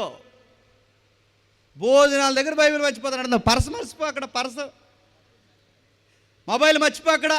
నీకు మొబైల్ 2 వేసినా గుండె ఆగిపోతుంది, నీకు ముద్ద దిగదు అని అడుగుతున్నాను. బైబిల్ ఎక్కడుందో తెలియదు, ఎందుకు తెస్తావో తెలియదు, చదవ. మళ్ళీ అడుగుతున్నాను, సొలొమోను బైబిల్ చదవకపోతే డైరెక్ట్గా వచ్చి మాట్లాడి ఈ రాత్రి మీరు చదవకపోతే ఈ రాత్రి కూడా డైరెక్ట్గా మీతో మాట్లాడుతున్నాడు. డైరెక్ట్గా ఎలా మాట్లాడతాడు? బీరువా సాటు నుంచి మెల్లని స్వరం రాదు. కుమారుడా ఈ మధ్య చదవడం మానేసి పెట్టి అండో మేఘాల మీద నుంచి అంత రాడు నీకు అంత సీన్ లేదు రాడు. మరి ఎలా చెబుతాడు? సొలొమోనుకి డైరెక్ట్ చెప్పాడు, మరి నీకెలా చెప్తాడు? ఇదిగో ఈ రాత్రి ఈ పులిపేట మేము చెప్తున్నాడు, నీకే చెబుతున్నాడు, నీకే. నాలాటోడు ద్వారా, నిన్న చెప్పిన ఆ కుమారుడు ద్వారా, నా ద్వారా, ఇదిగో మా నోటి వెంబడి చెప్తున్నాడు, మీకే చెబుతున్నాడు. నువ్వు బైబిల్ చదవడం మానేసావని నీ ముఖం మీద చెయ్యెత్తి మరీ చెబుతున్నాడు. నువ్వు ప్రార్థన మానేసావని చెప్తున్నాడు, వాక్యం చదవడం మానేసావని చెప్తున్నాడు. ఆయన డైరెక్ట్గా చెప్తాడంటే నువ్వు బైబిల్ దగ్గర పెట్టుకుని చదవడం మానేసావు కనుక ఇదిగో ఈ సభలో ఈ రాత్రి నీకే చెబుతున్నాడు. నేను అడుగుతున్నాను, కంటిన్యూగా బైబిల్ మానకుండా చదివే వాళ్ళు ఎంతమంది ఉన్నారు చెప్పండి? గుర్తొచ్చినప్పుడు చదువుతున్నాం మనం, లేదా పోతే ఆదివారం వాక్యపట్నంలో చదువుతున్నాం మనం, లేదా క్యాలెండర్ మీద ఒక వాక్యాన్ని చదువుతున్నాం మనం. అడుగుతున్నాను, కంటిన్యూగా అధ్యాయం వెంబడి అధ్యాయం, వచనం వెంబడి వచనం, పుస్తకాల వెనకాల పుస్తకాలు, కంటిన్యూగా బైబిల్ని ఎలాగైనా అవగొట్టాలని కసిగా బైబిల్ చదివేవా లేరే?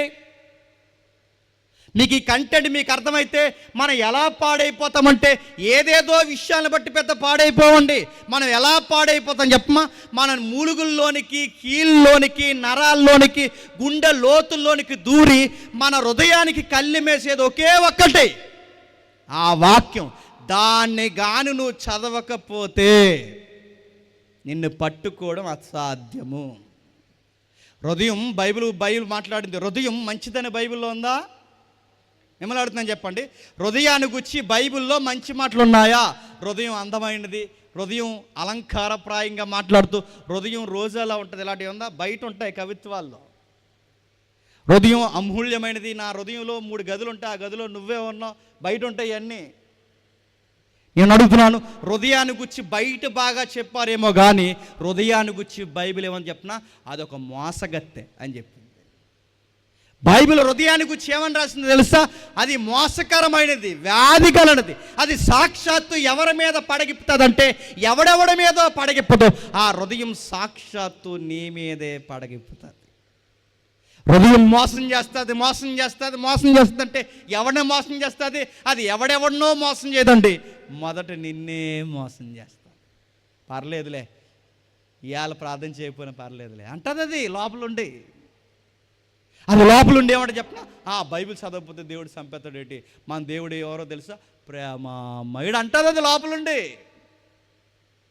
ఇవాళ చర్చికి వెళ్ళావుగా, వెళ్ళావు, ఇంక సాయంత్రం ప్రార్థన లేకపోయినా పర్లేదు. ఎన్ని సలహాలు ఇస్తుందో అది లోపలుండి, నీకు ఎన్ని ఐడియాలజీలు ఇస్తుందో, ఎంత నడుపుతున్నాను అలాగెళ్ళకు, ఇలా చేయి, ఎన్ని కవరింగ్ స్టోరీలు నేర్పిస్తుంది అది. హృదయం మళ్ళీ చెప్తున్నాను, ఘోరమైన వ్యాధి గలనది, అది భయంకరమైనది, అది చెప్పలేని నీచమైనది. దానికి కళ్ళెమే సాపేది ఏదన్నా ఉంది అంటే చెప్పండి, ఒక్క వాక్యం మాత్రమే దానికి కళ్ళెమేయగలదు. నరాలలోనికి, మూలుగుల్లోనికి, ప్రతి దానిలోనికి దూరి ఆ మోసకరమైన హృదయాన్ని, దాన్ని కంట్రోల్లో పెట్టేది ఒకే ఒక్కటి, వాక్యమే. అలాంటి హృదయానికి నువ్వు ఎవ్రీడే వాక్యాన్ని చదవకపోతే ఏమైపోతావు? 18 సంవత్సరాలు ఇప్పుడు నా సేవా జీవితం, 19వ సంవత్సరంలోకి నేను వెళ్తున్నాను. నా అనుభవంతో చెప్తున్నానండి, నా 18 సంవత్సరాల సేవా జీవితంలో మళ్ళీ చెప్తున్నాను జాతకమనండి, కేవలం వాక్యం చదవక కామెడీ యాక్టర్లు అయిపోయిన పాస్టర్లు నేను ఎంతమందిని చూశాను, ఎంతమందిని. కేవలం వాక్యం చదవక ఈరోజు సంఘాలు ఎత్తేసిన సేవకులు తెలుసు నాకు.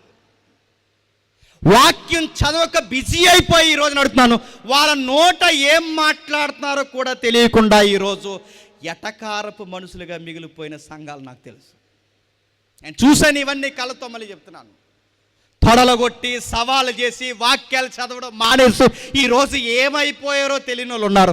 వైట్ హౌస్లో వాక్యాలు చెప్పి ఈరోజు తెలుగు రాష్ట్రాల్లో కామెడీగా తిరుగుతున్న వాళ్ళు కూడా తెలుసు మనకి. ఎందుకు అలా అయిపోయారో మళ్ళీ చెప్పనా? ఎందుకు అలా అయిపోయారో? వాళ్ళ బైబిల్ చదవడం ఎప్పుడో మానేస్తారు.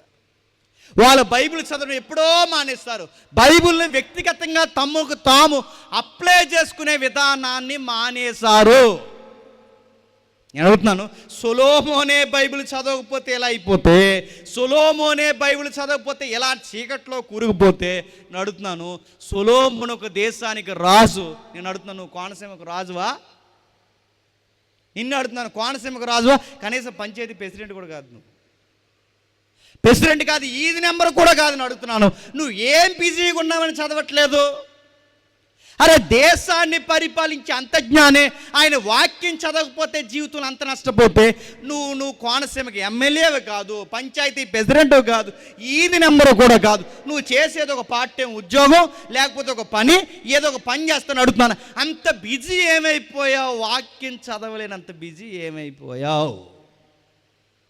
సొలొమోన్ని ఎవరు పాడు చేశారంటే ఆడవాళ్ళంటే నేను ఒప్పుకోనండి, అది తర్వాత మాట, అది చివరి స్టేజ్. అది ఆడవాళ్ళు పాడు చేశారు, అది చివరి మాట.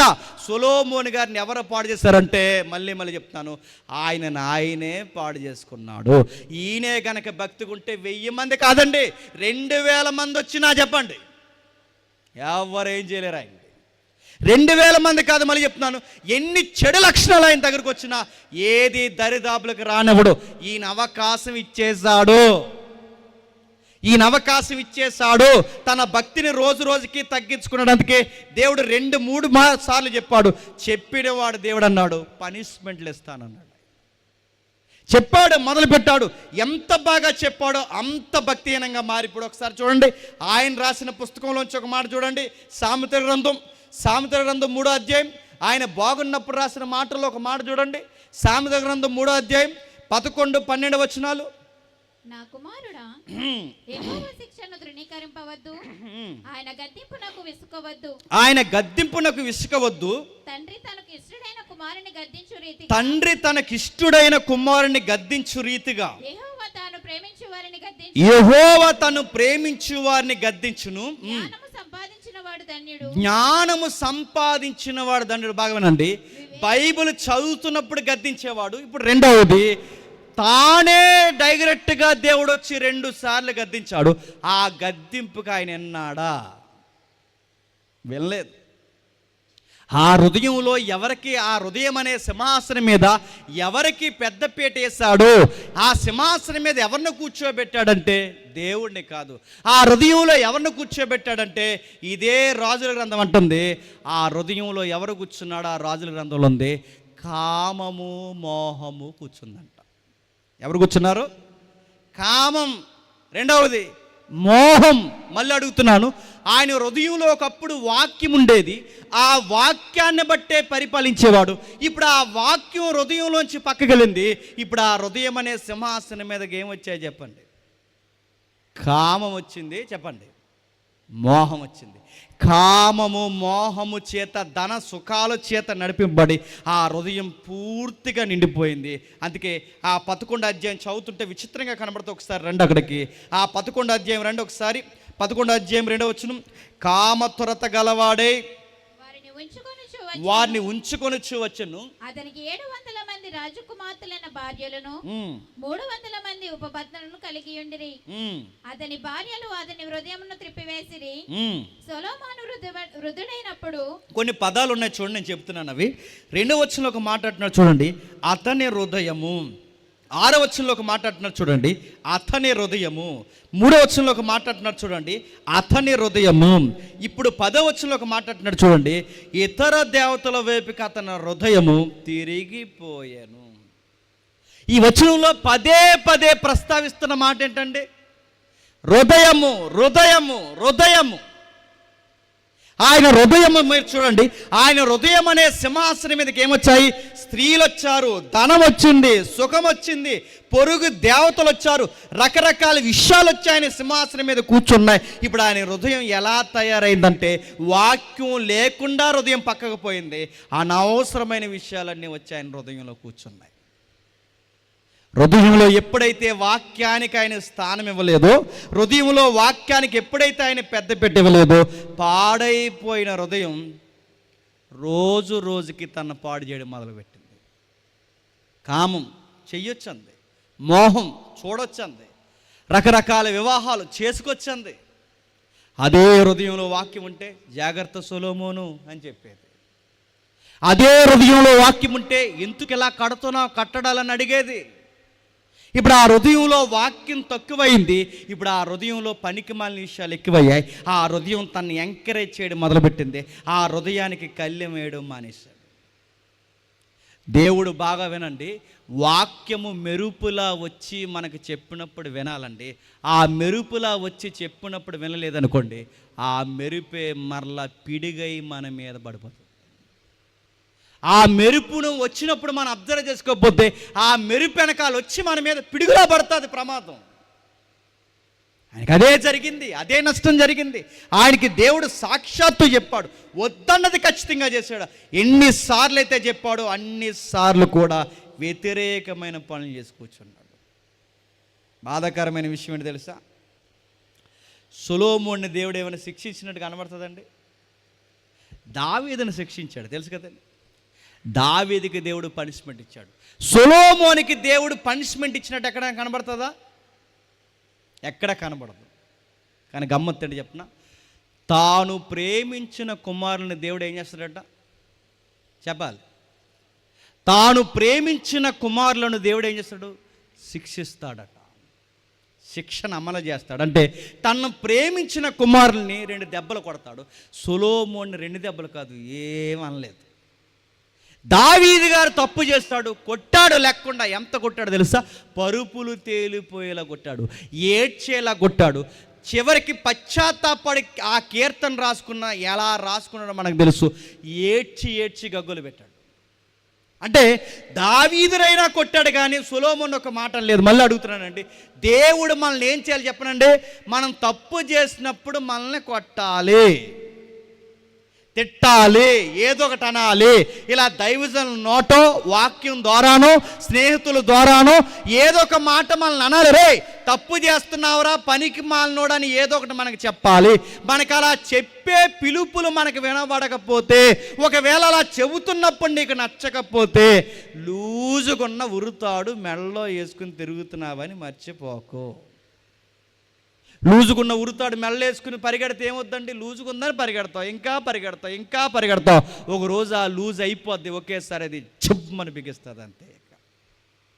నువ్వేమనుకుంటున్నావంటే దేవుడు గద్దించాలి, దేవుడు ఏమంటలేదు అనుకోకు. దేవుడు ఏమనకపోవడమే ప్రమాదం అండి. ఏదో ఒకటి అంటేనే మంచిది. దేవుడు ఏదో ఒకటి అనాలి. సొలొమోనుని దేవుడు ఏమనకపోతే ఏమయ్యాడు? దేవుడు వదిలేశాడు. ఎలా వదిలేశాడు? నీకు ఏది నచ్చిందో అందులో పొర్లి పొర్లి దొర్లి దొర్లి, ఇదిగో ఇక చివరిగా చెప్పాను, ఆ దొర్లి దొర్లి అందులో నేను నాశనం అయిపోయి వదిలేశాడు. దేవుడిచ్చే అతిపెద్ద శిక్ష ఏంటో చెప్పనా? ఆయన మనల్ని ఏం అనకపోవడమే అతిపెద్ద శిక్ష. ఆయన ఏదోటి అనాలి మనల్ని. ఆయన ఏం అనకపోతే, కయ్యోను గాన్ని ఏం అనకుండా వదిలేశాడు, ఏమైపోయాడు చెప్పండి? దేశదిమ్మరైపోయాడు. మళ్ళీ చెప్తున్నాను, కయ్యేను గాన్ని దేవుడు తిడితే బాగున్ను, కొడితే బాగున్ను. ఒరే ఇలా చేసావేంటో అని 2 దెబ్బలేసి వాడిని మళ్ళీ తన సన్నిధిలో ఉంచుకుంటే బాగుండు. వాడిని వదిలేశాడు ముద్రేసి. వాడిని ఎప్పుడైతే ఏమనకుండా వదిలేశాడు, వదిలేసిన తర్వాత ఆడు ఏమైపోయాడు? దేశదిమ్మరయ్యాడు. కయ్యేన్ని ఏమనకుండా వదిలేస్తే ఎలా దేశదిమ్మరయ్యాడో బైబిల్ చరిత్ర చదవండి. సౌలును కూడా దేవుడు ఏమనకుండా వదిలేశాడు, ఏమైపోయాడు చెప్పండి? సూసైడ్ చేసుకుని చచ్చిపోయాడు. సౌలుని దేవుడు ఏదో ఒకటని కంట్రోల్లో పెట్టుంటే బాగున్ను. సౌలుని దేవుడు ఏమనడం మానేస్తాడు, చివరికి ఆత్మహత్య చేసుకుని చచ్చిపోయాడు. ఇస్కరియోతు యోధా అని ఏమన్నా అన్నాడా? నువ్వు చేసేది త్వరగా చెప్పండి చెయ్యన్నాడు. ఆయన ఏదోటి పేతురులా గద్దిస్తే బాగున్ను, ఆయన గద్దింపు మానేశాడు. పేతురునన్న గద్దింపు ఆయనకి ఇచ్చిన ఎక్కసమైంది. చివరికి యోధ ఏమైపోయాడు తెలుసు? ఆ పైనుంచి కింద పడి నడుము ఇరిగి పేగులన్నీ బయటకు వచ్చి ఏమయ్యాడు చెప్పండి? చచ్చిపోయాడు ఘోరంగా. ఈ కేసులన్నీ చదువుతుంటే ఏమనిపిస్తుంది చెప్పనా? దేవుడు ఏదో ఒకటి అనాలి, ఏదో ఒకటి అనాలి, ఆయన గద్దించాలి. ఆయన గద్దిస్తున్నాడంటే ఈ రోజుకి మనల్ని ఏం చేస్తున్నాడు చెప్పండి? ఇష్టపడుతున్నాడు. ఈ రాత్రి ప్రసంగం నిన్నే కొడుతున్నట్టుంటే ఈ రోజుకి కూడా, ఈ రాత్రికి దేవుడు నీ పట్ల ఏం చేస్తున్నాడు చెప్పండి? ఆయన ఇష్టపడుతున్నాడు. నిన్ను ఇంకా కావాలనుకుంటున్నాడు. నీకు ఏ గద్దింపు రావడం లేదంటే మళ్ళీ మళ్ళీ గుర్తుపెట్టుకో, నీకు ఎక్కడా నొప్పు లేని వాక్యాలు నువ్వు విని, ఎక్కడా నువ్వు పాపం చేసిన నీ గద్దింపు రావడం లేదంటే మరలా గుర్తుపెట్టుకో, దేవుడు ఎప్పుడో నిన్ను వదిలేశాడు. నీ చావు చాలా ఘోరంగా ఉంటుంది. అది భరించలేం, అది ఊహించలేం, అది మన ఊహలకు కూడా అందదు. అందుకే చెప్తున్నాడు చూడండి, సొలొమోనుకి చెప్పాడు వినలేదు, చెప్పి చివరికి దేవుడు చెప్పండి వదిలేశాడు. హోషేయ గ్రంథం చూడండి ఒకసారి, 4వ అధ్యాయం. హోషేయ గ్రంథం 4వ అధ్యాయం 17వ వచనం. హోషేయ గ్రంథం 4వ అధ్యాయం 17వ వచనం. త్వరగా హోషేయ గ్రంథం 4వ అధ్యాయం 17వ వచనం. పేజీ నెంబర్ చెప్పాలా? చెప్పండి మరి. హోషేయ గ్రంథం 4వ అధ్యాయం 17వ వచనం. ఎఫ్రాయిము విగ్రహములతో కలుసుకొనెను, వారిని అలాగనే ఉండనిమ్ము, వానిని అలాగే ఉండనిమ్ము, వారికి ద్రాక్షరసము చేదయేను, ఓళ్ళు తేలినీయని వారు, మానక వ్యభిచారము చేయువారు. చూసారా, ఎఫ్రాయిం అంటే ఇజ్రాయెల్ దేశం, ఎఫ్రాయిం అంటే ఇజ్రాయెల్ దేశం, యోధా అంటే యోధా దేశం. ఇక్కడ దేశం రెండు ముక్కలుగా విడిపోయింది. ఎఫ్రాయిం అంటే ఇజ్రాయేల్ని అలాగే ఉండని ఈ మధ్య ఇజ్రాయేల్కి ఒళ్ళు తెలియకుండా ప్రవర్తిస్తుంది, ఆయన అలా వదిలేయి అన్నాడు. ఇజ్రాయేల్ దేశాన్ని దేవుడు చరిత్రలో ఆ రోజుల్లో వదిలేస్తే ఏమైందో తెలుసా? ఒలిసికిపోయారు, మొత్తం యవనస్తులతో సహా ఈడ్చుకుపోయారు. అంటే కొన్నిసార్లు దేవుడు ఇక ఏమండంటే ఇక ఏమి అనడు, చెబుతాడు సేవకుల ద్వారా, వినలేదా? రెండవసారి చెప్తాడు, వినలేదా? మూడవసారి చెప్తాడు, వినలేదా?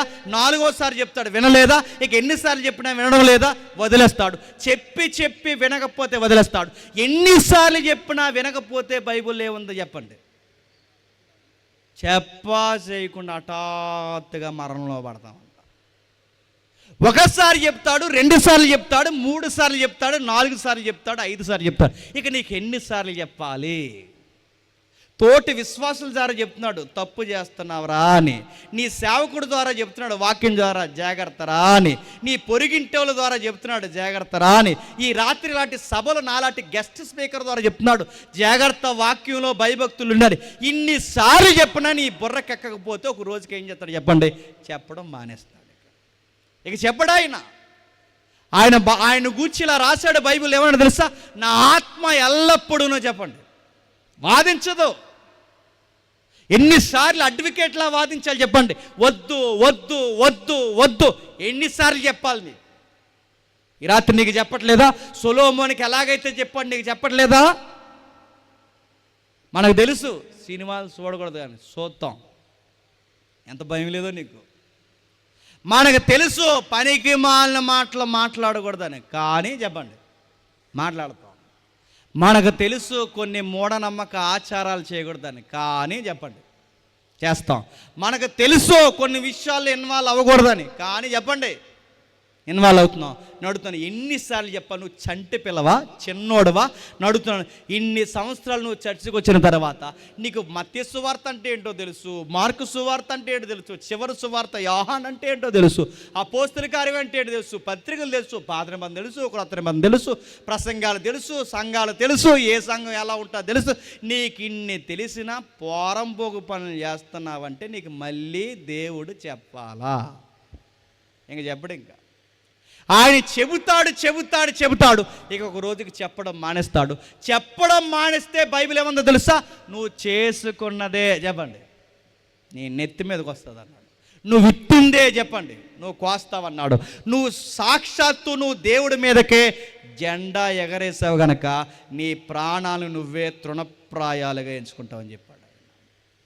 పాపానికి బైబిల్ ఏమందో తెలుసా? ఒక వ్యాఖ్యానకర్త ఇలా అంటాడు, పాపం అంటే ఏంటంటే దేవుణ్ణే ఎక్కిరించడం అంట. గుర్తుపెట్టుకోండి, దేవుణ్ణి ఎక్కిరించడం అంటే ఇంకా మేము ఎలా చేస్తున్నాం, ఇంక నువ్వు ఈ 5 నిమిషాలు మా జోలికి రాకని చెప్పడం పాపం అంటే.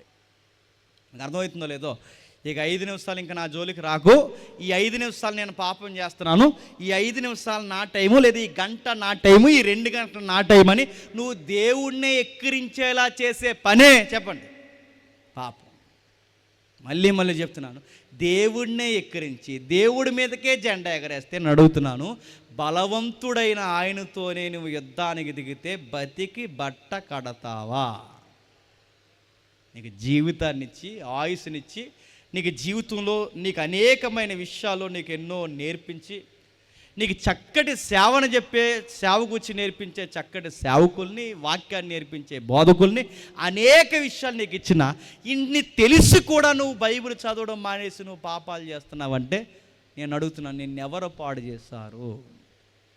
నేను నువ్వే పాడు చేసుకున్నావు. జనవరి అయిపోయింది, ఫిబ్రవరి అయిపోయింది, మార్చి అయిపోయింది, ఇప్పుడు ఎందులోకి వచ్చాం? ఇప్పుడు చెప్పండి, ప్రతి సంవత్సరం 31st ఏమంటాం చెప్పండి? ఈ సంవత్సరం చూడు ప్రభు ఇంకా బైబిల్ ఎలా చదువుతానో అంటాం. ఈ సంవత్సరం చూడు ప్రభు ఇంక ఎలా చదువుతానో అంటాం. అని అడుగుతున్నాను, చదివావా అని అడుగుతున్నాను నేను. చదివావా? ప్రతి 31కి చెబుతావు ఎలా చదువుతావు. 4 నెలలు అయిపోతుంది, అప్పుడే చదివావా? చదవు. ఒకవేళ నువ్వు చదవాలి అంటే నీకు ఏదో ఒక ఎగ్జామ్ ఉండాలి. ఆ ఎగ్జామ్ పాస్ అవ్వాలని చదువుతావు నువ్వు. మళ్ళీ అదో లంచం. నీకు మళ్ళీ ఏదో ఒకటి కోరిక ఏదో ఒకటి ఉంటే, ఆ పిల్లలు పుట్టే కార్యక్రమం, లేకపోతే ఆ ఇల్లు కొనుక్కునే కార్యక్రమం ఏదో ఒకటి ఉంటే చదువుతుంటే మళ్ళీ దేవుడికో బిస్కెట్ అనమాట. ఇగో చూడు చదువుతున్నాను చూడు అని నేను అడుగుతున్నాను. మీ లంచాల్లాగా బైబిల్ చదివితే మళ్ళీ చెప్తాను, దేవుడు అంత అమాయకుడు ఏమీ కాదు. బైబిల్ చెప్తుంది, మళ్ళీ చెప్తుంది. అదే 11వ అధ్యాయంలో ఒక మాట ఉందో చూడండి. 11వ అధ్యాయం 2వ వచనం నుండి 11వ అధ్యాయం 2వ వచనం నుండి ఏమంటున్నాడు చూడండి ఒకసారి. అదే 11వ అధ్యాయం 2వ వచనం నుండి. కామతరాత గలవాడై వారిని ఉంచుకొనుచు వచ్చెను. అతనికి 700 మంది రాజకుమార్తెలైన భార్యలను 300 మంది ఉపపత్నులను కలిగి ఉండిరి. అతని భార్యలు అతని హృదయంలో త్రిప్పివేసిరి. ఇప్పుడు చెప్పండి, ఎవరు తిప్పేశారట? భార్యలు అతని హృదయాన్ని తిప్పేశారు. అడుగుతున్నాను, భార్యలు అతని హృదయాన్ని తిప్పేస్తే తిరిగిపోయేంత వీక్గా ఆయన హృదయం ఎందుకు తయారైంది చెప్పండి? ఆ హృదయంలో ఏమి లేదు చెప్పండి? వాక్యం. ఎలా చెబితే అలా వింటున్నాడట. వాళ్ళు చెబితే ఈయన ఏంటండి? అసలు ఆయన గ్రాఫ్ ఎలా ఉండేది తెలుసా? ఒకప్పుడు ఆ హృదయంలో వాక్యము చేత నిండుండేది, వాక్యము చేత నడిచేది ఆ హృదయం. ఒకప్పుడు ఆ హృదయం వాక్యం చేత నడిపింపబడింది. ఆ తర్వాత ఆయన హృదయంలో కామతురత చేత నడిపింపబడ్డారు. ఇప్పుడు 3వ స్టేజ్ ఏంటి చెప్పిన? ఆయన హృదయాన్ని ఇప్పుడు ఎవరో చెప్పండి నడిపిస్తున్నారు. అంటే ఆయన రోజు రోజుకి ఎదిగాడా చెప్పండి? రోజు రోజుకి దిగజారాడా? రోజు రోజుకి ఎదిగాడా? రోజు రోజుకి దిగజారాడంటే దిగజారినట్టే కనబడుతుంది. ఆయన రోజు రోజుకి దిగిపోయినట్టే కనబడుతుంది. ఒకప్పుడు వాక్యం ఉండేది, ఆ తర్వాత ఆయన హృదయంలో కామ వికారమైన పరిస్థితులు ఉన్నాయి. ఇప్పుడు ఆ హృదయంలో ఎవరున్నారంటే 1000 మంది వాళ్ళు చెప్పినట్టు నడుస్తుంది. వాక్యం చెబితే నడిసే హృదయం, తన హృదయం చెప్తే నడిసే మనుష్యుడు ఇప్పుడు ఎవరు చెబితే నడుస్తున్నాడంటే ఎవరు అన్య స్త్రీలు చెబుతుంటే వాళ్ళ మాట అంటున్నాడంట. ఎలాగైపోయాడు చూడండి, ఎలాగైపోయాడు. దీన్నే అలవాటు అయిపోయినారు. దీన్ని ఏమంటారు చెప్పనా? వ్యసనం అంటారు. దీన్ని వ్యసనం. రోజు రోజుకి వ్యసనం అంటారు. వ్యసనంగా మారిపోయాడు. అంటే ఇక అలా లేకపోతే ఉండలేడు, అవి లేకపోతే ఉండలేవు. వ్యసనంగా మారిపోయింది. పాపం ఎలా అలవాటు అవుతుందంటే ఇక అది లేకపోతే మనం చెప్పండి ఉండలేవు. వాళ్ళు లేకపోతే ఉండలేవు, అవి ఆ పనులు చేయకపోతే ఉండలేవు. ఒక రోజుకి వ్యసనంగా మారిపోద్ది. సొలొమోను గారికి వ్యసనంగా మారిపోయింది. జ్ఞాని ఎలా పాడైపోయాడంటే ఎవరో పాడు చేశారనుకుంటే జ్ఞానిని పాడు చేసే వాళ్ళు ఎవరు ఉండరండి.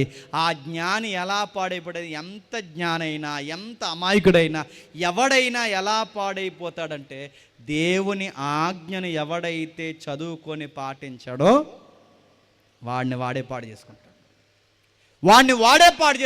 సొలొమోను గారి హృదయం అలాగే మారిపోయింది చూడండి. తన హృదయాన్ని తిప్పివేసుకుని 4వ వచనంలో విచిత్రమైన మాట అంటున్నాడు త్వరగా. సొలొమోను వృద్ధుడైనప్పుడు అతని భార్యలు అతని హృదయమును దేవతల తట్టు త్రిప్పగా అతని తండ్రి అయిన దావీదు హృదయము వలె అతని హృదయము దేవుడైన యెహోవా యెడల యథార్థము కాకపోయెను. ఆగుదాం ఒకసారి. ఏమని రాస్తున్నాడండి ఇక్కడ?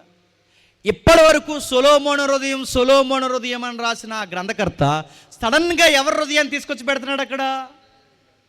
దావీదు హృదయాన్ని తెచ్చిపెడుతున్నాడు. అడుగుతున్నాను, దావీదు హృదయాన్ని ఎందుకు తెచ్చిపెడుతున్నాడు అక్కడ? కారణం ఏంటంటే సొలొమోను హృదయం వేరు, దావీదు హృదయం వేరు. సొలొమోనుకి దావీదుకున్న తేడా ఏంటి? సొలొమోనుకి ఎవరు చెప్పినా వినడు, సాక్షాత్తు దేవుడు చెప్పినా వినడు. అదే దావీదుకు ఒక సామాన్యమైన ప్రవక్త వచ్చి నువ్వు తప్పు చేసావని ముఖం మీద ఏలెడితే ఎక్కెక్కి ఏడ్చి నేను దేవుని ఎదుట తప్పు చేశానని మాట వింటాడు. ఎవరు చెప్పండి? దావీదులో ఉన్నది సొలొమోనులో లేనిదేడు చెప్పనా? వాక్యం వినకపోవడం. మళ్ళీ చెప్తున్నాను వినండి, దావీదులో ఉన్నది సొలొమోనులో లేనిది వాక్యం వినకపోవడం. చాలా సభలు జరుగుతాయా? ఈ సభలు పెట్టే వాళ్ళు చేసే పొరపాటు ఏంటి చెప్పనా? అన్నీ సెట్ చేస్తారండి, అన్నీ పెడతారండి. ఆ భోజనాల దగ్గర నుంచి అన్నీ బరగా అన్నీ వాకింగ్ చెప్పేటానికి మాయమైపోతారండి. అన్నీ బాగానే చేస్తారు, వాకింగ్ చెప్పేటానికి మాయమైపోతారు. నడుతాను రోగమే నడుతాను, రోగమా ఏమన్నా? నువ్వు అన్నీ సెట్ చేసి ఆ మార్తమ్మలాగా అలా పోతావే పక్కకి, అవి తర్వాత అయినా ఉండదు కానీ రా ముందు కూర్చొని విను. చాలామంది పరిచర్య అని చెప్పి ఆ పరిచర్యలో చేసే అతిపెద్ద పొరపాటు అని చెప్పినా వాకింగ్ చెప్పే టైంకి మాయమైపోతారు. మీ క్వైరీ టీం బాగానే ఉన్నారు ఇక్కడ, కానీ కొంతమంది క్వైరీ టీం ఉండరు, వాళ్ళు క్వైరీ టైంలోనే ఉంటారు. అలా పాడేసి యాంకరమ్మలాగా అలా పాడేసి అలా మాయమైపోతారు. నడుతున్నాను, మీరు పాటలు పాడడం పుట్టారు అనుకుంటున్నారా? మిమ్మల్ని కాదమ్మా చెల్లెలు, మీరు బాగానే ఉన్నారు. నడుతున్నాను. నువ్వు వాక్యం వెళ్ళలేనప్పుడు నీ పాట ఎవడికి కావాలి? నువ్వు వాక్యం వెళ్ళలేనప్పుడు నీ పరిచర్య ఎవడికి కావాలి? నువ్వు వాక్యం వెళ్ళలేనప్పుడు ఈ సభలో నువ్వు ఎంత కష్టపడితే బోడి ఎవడికి కావాలి? నిన్ను నువ్వు ఎవరు రక్షిస్తారు? నీ పాస్టర్ గారు రక్షిస్తారు అనుకుంటున్నావా? రికమెండేషన్ కుదరవు. మీ కోనసీమ నుంచి ఆడియో వచ్చింది కదా, రికమెండేషన్ కుదరవు. మీ కోనసీమ ఆడియో వచ్చింది, ఎవడు ఎటకారంగా చేశాడు. ఆ ఆడియోలో అంటున్నారు, ఏమని అంటున్నారు? కొంచెం 50,000 అవుద్ది, మరి పరిశుద్ధాత్ముడు ఒప్పుకోవట్లేదు అన్నాడు. దేనికి? పరదేశంలో కొంచెం నన్ను ఏదోలా పెట్టేయండి అంటే 50,000 అవుతుంది. పరదేశం 50,000 కొనేస్తారు ఇటేపు. నేను అడుగుతున్నాను, రికమెండేషన్లు పనిచేస్తాయి అనుకుంటున్నావా? డబ్బు పనిచేస్తుంది అనుకుంటున్నావా? ఏమనుకుంటున్నావు? నువ్వు వాక్యం వినాలి. రకరకాల ఐటమ్స్ వండిన మార్తమ్మన దేవుడు ఏమన్నాడు తెలుసా? నువ్వు వండకపోయినా పర్లేదు, ముందు నా నోట్ అంటే ఏం మాటలు వస్తున్నాయో వినమ్మా అన్నాడు. ఆవిడ సీరియస్గా ఏముందంటే, ఈ పరిచర్యలో నేను తెగన వెలిగిపోతున్నాను, మా సిస్టర్ని పంపించరేంటి మై లాట్ అంది. దేవుడు అన్నాడు, నోరు మూసుకుని ముందు వచ్చి ఇక్కడ కూర్చో అన్నాడు. అంటున్నాడు, విను, వాక్యం విను. చాలామంది సేవకులు, సభలు పెట్టించే సేవకులు బాగానే కూర్చున్నారు మంచిగా. చాలామంది సేవకులు వాక్యం చెప్తుంటే అదో లుక్ ఇస్తారు. ఆ లుక్ ఎడు చెప్పిన మాకు తెలుసులేరా అన్నట్టు అన్నమాట. మాకు తెలియదు, వినరండి, అలా వెళ్ళిపోతుంటారు చెప్తుంటే అడుగుతున్నాను. మరి మేము చెప్పేది ఏంటి? నా సొంత మాటల వాక్యమేగా చెప్తున్నాను. ఈ వాక్యం చెప్తున్నాడు, చిన్నోడు చెప్పినా పెద్దోడు చెప్పినా అది దేవుని మాట కూర్చుని వినాలి కదండి. ఎలా పాడవుతారు చెప్పనా? నువ్వు 25 సంవత్సరాలు సేవ చేసిన సీనియర్ సేవకుడు అయినా నువ్వు వాక్యం చెప్పడమే కాదు, చెప్పండి, వినాలి. నేను డైలీ మీటింగుల్లో చెప్పినా నేను ఏదో ఒక పుస్తకమైనా చదవాలి, ఏదో ఒక వాక్యమైనా వినాలి. ఎవరో ఒకరిది నేను వినకపోతే, నాకు చెప్పేవాళ్ళు లేకపోతే నన్ను నేను కూడా పాడు చేసుకుంటాను. వాక్యం వినాలి. అందుకే ప్రతి సభలో మనం అడిగేదని చెప్పినా, నేనేం చెప్తున్నానో బైబిల్ చూడండి అంట. ఎందుకు? ఆ బైబిల్ చూడకుండా నువ్వేం వింటావు? నీ దగ్గర బైబిల్ చదవాలి, వినాలి. అందుకే సొలొమోను గారికి చెప్పాడు, ఒకసారి చెప్పాడు, 2 సార్లు చెప్పాడు. బైబిల్ చదవలేదు, దేవుడు వచ్చి 2 సార్లు చెప్పినా వినలేదు. చివరికి దేవుడు చెప్పడం మానేశాడు. ఈ రాత్రే ఇక దేవుడి ఈ చివరగా నీకు చెప్పడం, ఇదే చివరిగా ఇక నీకు చెప్పకూడదని అనుకుంటే రేపటి నుంచి నీ జీవితం ఏమవుతుందో ఒక్కసారి ఊహించుకో. ఇక ఈ రాత్రి అబ్బాయి బైబిల్ చదవట్లేదు, ఈ అమ్మాయి బైబిల్ చదవట్లేదు, ఇక వీళ్ళకి చెప్పకూడదు, ఇదే ఇక చివరి హెచ్చరిక అనుకుంటే నీ పరిస్థితి, నీ భవిష్యత్తు ఎలా ఉంటుందో ఒకసారి ఊహించుకో. చదవక తనను తాను ఎద్దేవ చేసుకునే పరిస్థితుల్లోకి పోయాడు. సొలొమోను ఎవరో చెప్పనా? మీరు ఏదో అనుకుంటున్నారు సొలొమోను అంటే. 5వ వచనం 7వ వచనం చదువుతుంటే విచిత్రంగా ఉంది, ఒకసారి చదవండి.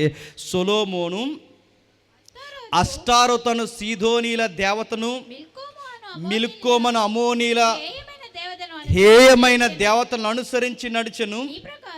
ఈ ప్రకారము సొలొమోను యెహోవా దృష్టికి చెడు నడత నడిచి. ఇప్పుడు చెప్పండి, ఈ సొలొమోను గారు సీదోనీల దేవతని, అమోనీల దేవతలను అనుసరిస్తున్నారట. ఈ సొలొమోను గారు ఎవరో చెప్పనా? ఆశ్చర్యంగా అనిపిస్తుంది. ఈ సొలొమోను గారు ఎవరో చెప్పనా? ప్రపంచంలో ఎవరు కట్టలేని బంగారు దేవాలయం కట్టినా. చెప్పండి, సొలొమోను గారు ఇప్పుడు ఎవరికి కడుతున్నాడు చెప్పండి? దేవతలకు కడుతున్నాడు. ఎందుకు ఇలాగైపోయాడు చెప్పండి? ప్రతిదానికి ఆన్సర్ ఒకటే, ఎందుకు ఈ మనుషుడు ఇలాగైపోయాడు? ఆ ద్వితీయోపదేశ కాండం 17వ అధ్యాయంలో ఉన్న సంగతులు చదవడం మానేశాడు. ఏంటి? మందిరం కట్టినవాడు ఇతర దేవతలకు గుడులు కట్టించాడంటే, వాక్యం చదవకపోతే గుడిలేంటి? మళ్ళీ చెప్తున్నాను, రకరకాల పిచ్చి పనులు చేయడం మన ఇంట్లోనే స్టార్ట్ చేస్తాం. ఉదాహరణ చెప్పనా? మనం ఆ చదివే చెప్పాను, మీకు చెప్తాను వినండి. దేవుణ్ణే నమ్ముతున్నాం అనుకుంటామండి, ముగిస్తాను. దేవుణ్ణే నమ్ముతున్నాం అనుకుంటాను, కానీ ఆ బయట ఉన్న పనులన్నీ చేస్తాం. కొత్తగా ఇల్లు కట్టుకున్నాం అనుకోండి, కొత్తగా ఇల్లు కట్టుకున్నప్పుడు బయట వాళ్ళు ఏం చేస్తారో, కొత్తగా ఇల్లు కట్టుకుంటే లోపలికి ఒక దాన్ని తీసుకొచ్చి ప్రతి గదిలో తిప్పుతారు. ఏంటది? ఆవుని తీసుకొచ్చి ఆ గదిలోకి తిప్పి, ఈ గదిలోకి తిప్పి, ఈ గదిలోకి తిప్పి. మొన్న మధ్య ఆవిడ ఎవరో ఏకంగా ఆ చిన్న ఆవు పిల్లని ఉయ్యాలేసి ఊపేస్తుంది, అది దిగిపోతానంటుంది, మళ్ళీ కూర్చోబెట్టేస్తుంది. ఎందుకంటే అది అలా ఊగేసి అక్కడ మంచిదన్నమాట ఆ ఇంటికి, అందుకే ఉయ్యాలు ఊపుతుంది. దీనికి రివర్స్ ఏంటి చెప్పిన, మనం ఆవుని తేవగానే గుర్తుపట్టండి, కొత్త ఇంట్లో ఎవరిని తిప్పుతాం చెప్పండి, ఆ గదిలోకి ఈ గదిలోకి, చెప్పండి ఎవరిని తిప్పుతాం? మీరు ఆవు ప్లేస్లో ఎవరిని పెట్టారు చెప్పండి? సేమ్ అయ్యే పనులు చేస్తామండి. మనం అనుకుంటాం ఏదో భక్తి చేస్తామని, కానీ ఆ ప్రదర్శన దేనికి? కుదిరింగో దిక్కుని నిలబడి ప్రార్థన చేయొచ్చు కదండి. అలా తిరిగి, నేను తిరగడం తప్పట్లేదు కానీ నేను అడుగుతున్నాను, ఎక్కడో కాపీ కొట్టినట్లేవి, ఎక్కడో కాపీ కొట్టినట్టు పెళ్ళిళ్ళు చేస్తారు. ఆ పెళ్ళిళ్ళు చేసిన తర్వాత ఆ బయట ఆ పెళ్ళిళ్ళు చేసినప్పుడు వాళ్ళు అవి బీపీ గింజలు అక్షంతలు జల్లుతారు. సేమ్ అవి వేస్తే మన పాస్టర్ గారు సి అంటారని వాటి ప్లేస్లో ఏమంటారని చెప్పండి, పువ్వులు ఎడతాం. అన్నీ అయ్యే పనులండి. ఇశ్రాయేలు కూడా ఏం చెప్తారు చెప్పిన, యెహోవానే మొక్కుతున్నాం అన్నారు, కానీ ఆ యెహోవాకి ఆకారం పెట్టారు, ఆకారం పేరు దూడ. సేమ్ అయ్యే పనులు. ఇతగాడు కూడా చేసే పని చూడండి, అరే ఇలా ఆకారం కట్టకూడదు, వాటికి మొక్కకూడదని ఈ మనిషికి ఎందుకు పని చేయాలి? ఇంత జ్ఞానికి 7 సంవత్సరాలు బంగారు దేవాలయం కట్టిన వాడికి, బంగారు బలిపీఠం కట్టిన వాడికి, దేవుని సన్నిధినే కెరూబుల మధ్య ఉన్న దేవుని మహిమనే భూలోకానికి తెచ్చిన ఈ మహారాజుకి ఎవ్వడు చెప్పకపోయినా అనేక విషయాలు తెచ్చిన ఈ జ్ఞాని పోయి ఇలాంటి పని చేస్తాడు. ఏంటంటే జ్ఞానులు కూడా తింగరోళ్ళగా ఎప్పుడు చేస్తారు చెప్పనా? వాక్యం చదవకపోతే చేస్తారు. నేను సీరియస్గా చెప్తున్నాను, వాక్యం చదవాలి. ఈ గంటన్నర ప్రసంగంలో మీరు ఎన్నిసార్లు విన్నా నేను ఆ మాటే చెప్తున్నాను, వాక్యం చదవాలి, చదవాలి, చదవాలి, చదవాలి. నేనేం చెప్తున్నానో తెలియాలన్నా మీరు చదవాలి, మీరు ఎలా ఉన్నారో మీకు తెలియాలన్నా చదవాలి, మీరు దేవునితో ఏం మాట్లాడాలో తెలియాలన్నా వాక్యం చదవాలి. ఈ బైబిల్ చదవకుండా మనల్ని మనం బాగు చేసుకోవడం చెప్పండి అసాధ్యం. సొలొమోను గారు చివరికి ఎలా అయిపోయాడో అక్కడ రాస్తున్నారు చూడండి. అదే 11వ అధ్యాయం 10వ వచనం 8వ వచనం చూడండి ఒకసారి. అదే 11వ అధ్యాయం 8వ వచనం. తమ దేవతలకు ధూపం వేయచ్చు,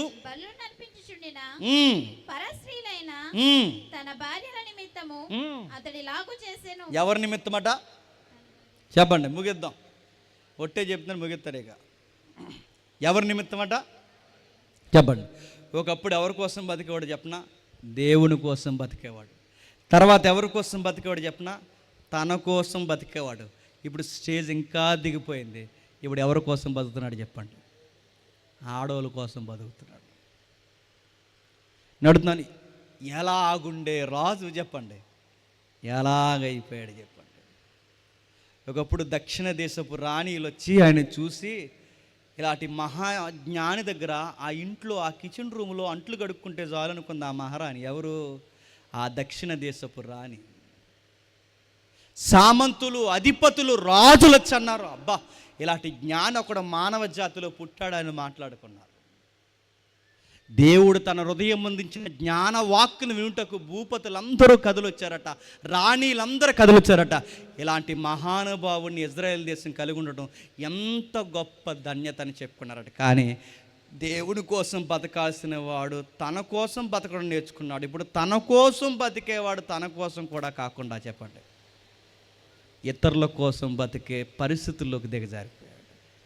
ఇలాగైపోయాడు ఏంటండి అంటే, మరలా చెప్తున్నాను, తన బలము, తన ధనము, తన సుఖము, తన అధికారం, తన స్త్రీలు ఇవన్నీ కుంపట్లాగొచ్చి ఆయన మీద ఎలా పడిపోయాయి అంటే వాటిని అడ్డగించే చెప్పండి వాక్యం కరువైపోయింది ఆయన జీవితంలో.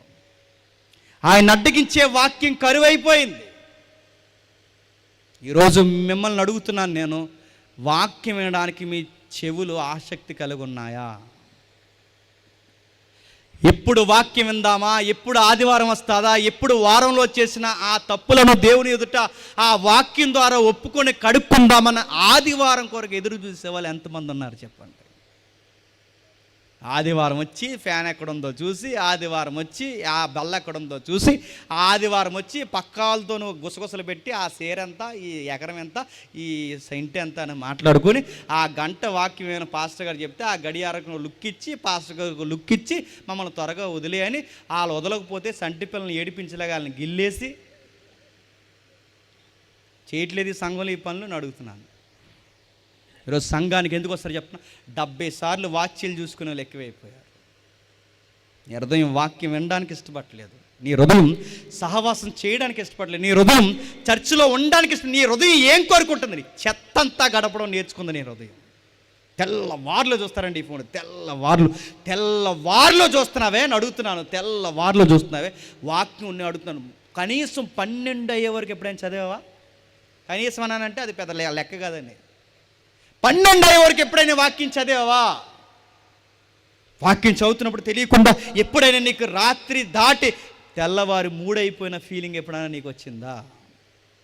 నీకు 2 వచనాలు అవ్వకుండానే ఆవిలింపులు వచ్చేస్తాయి. నీకు ఫోన్ చూసినప్పుడు రాదు, నీకు సోది మాట్లాడినప్పుడు రాదు, స్టార్టింగ్లు చేసుకున్నప్పుడు రాదు, ఆ ఫోన్లు మాట్లాడుకున్నప్పుడు రాదు.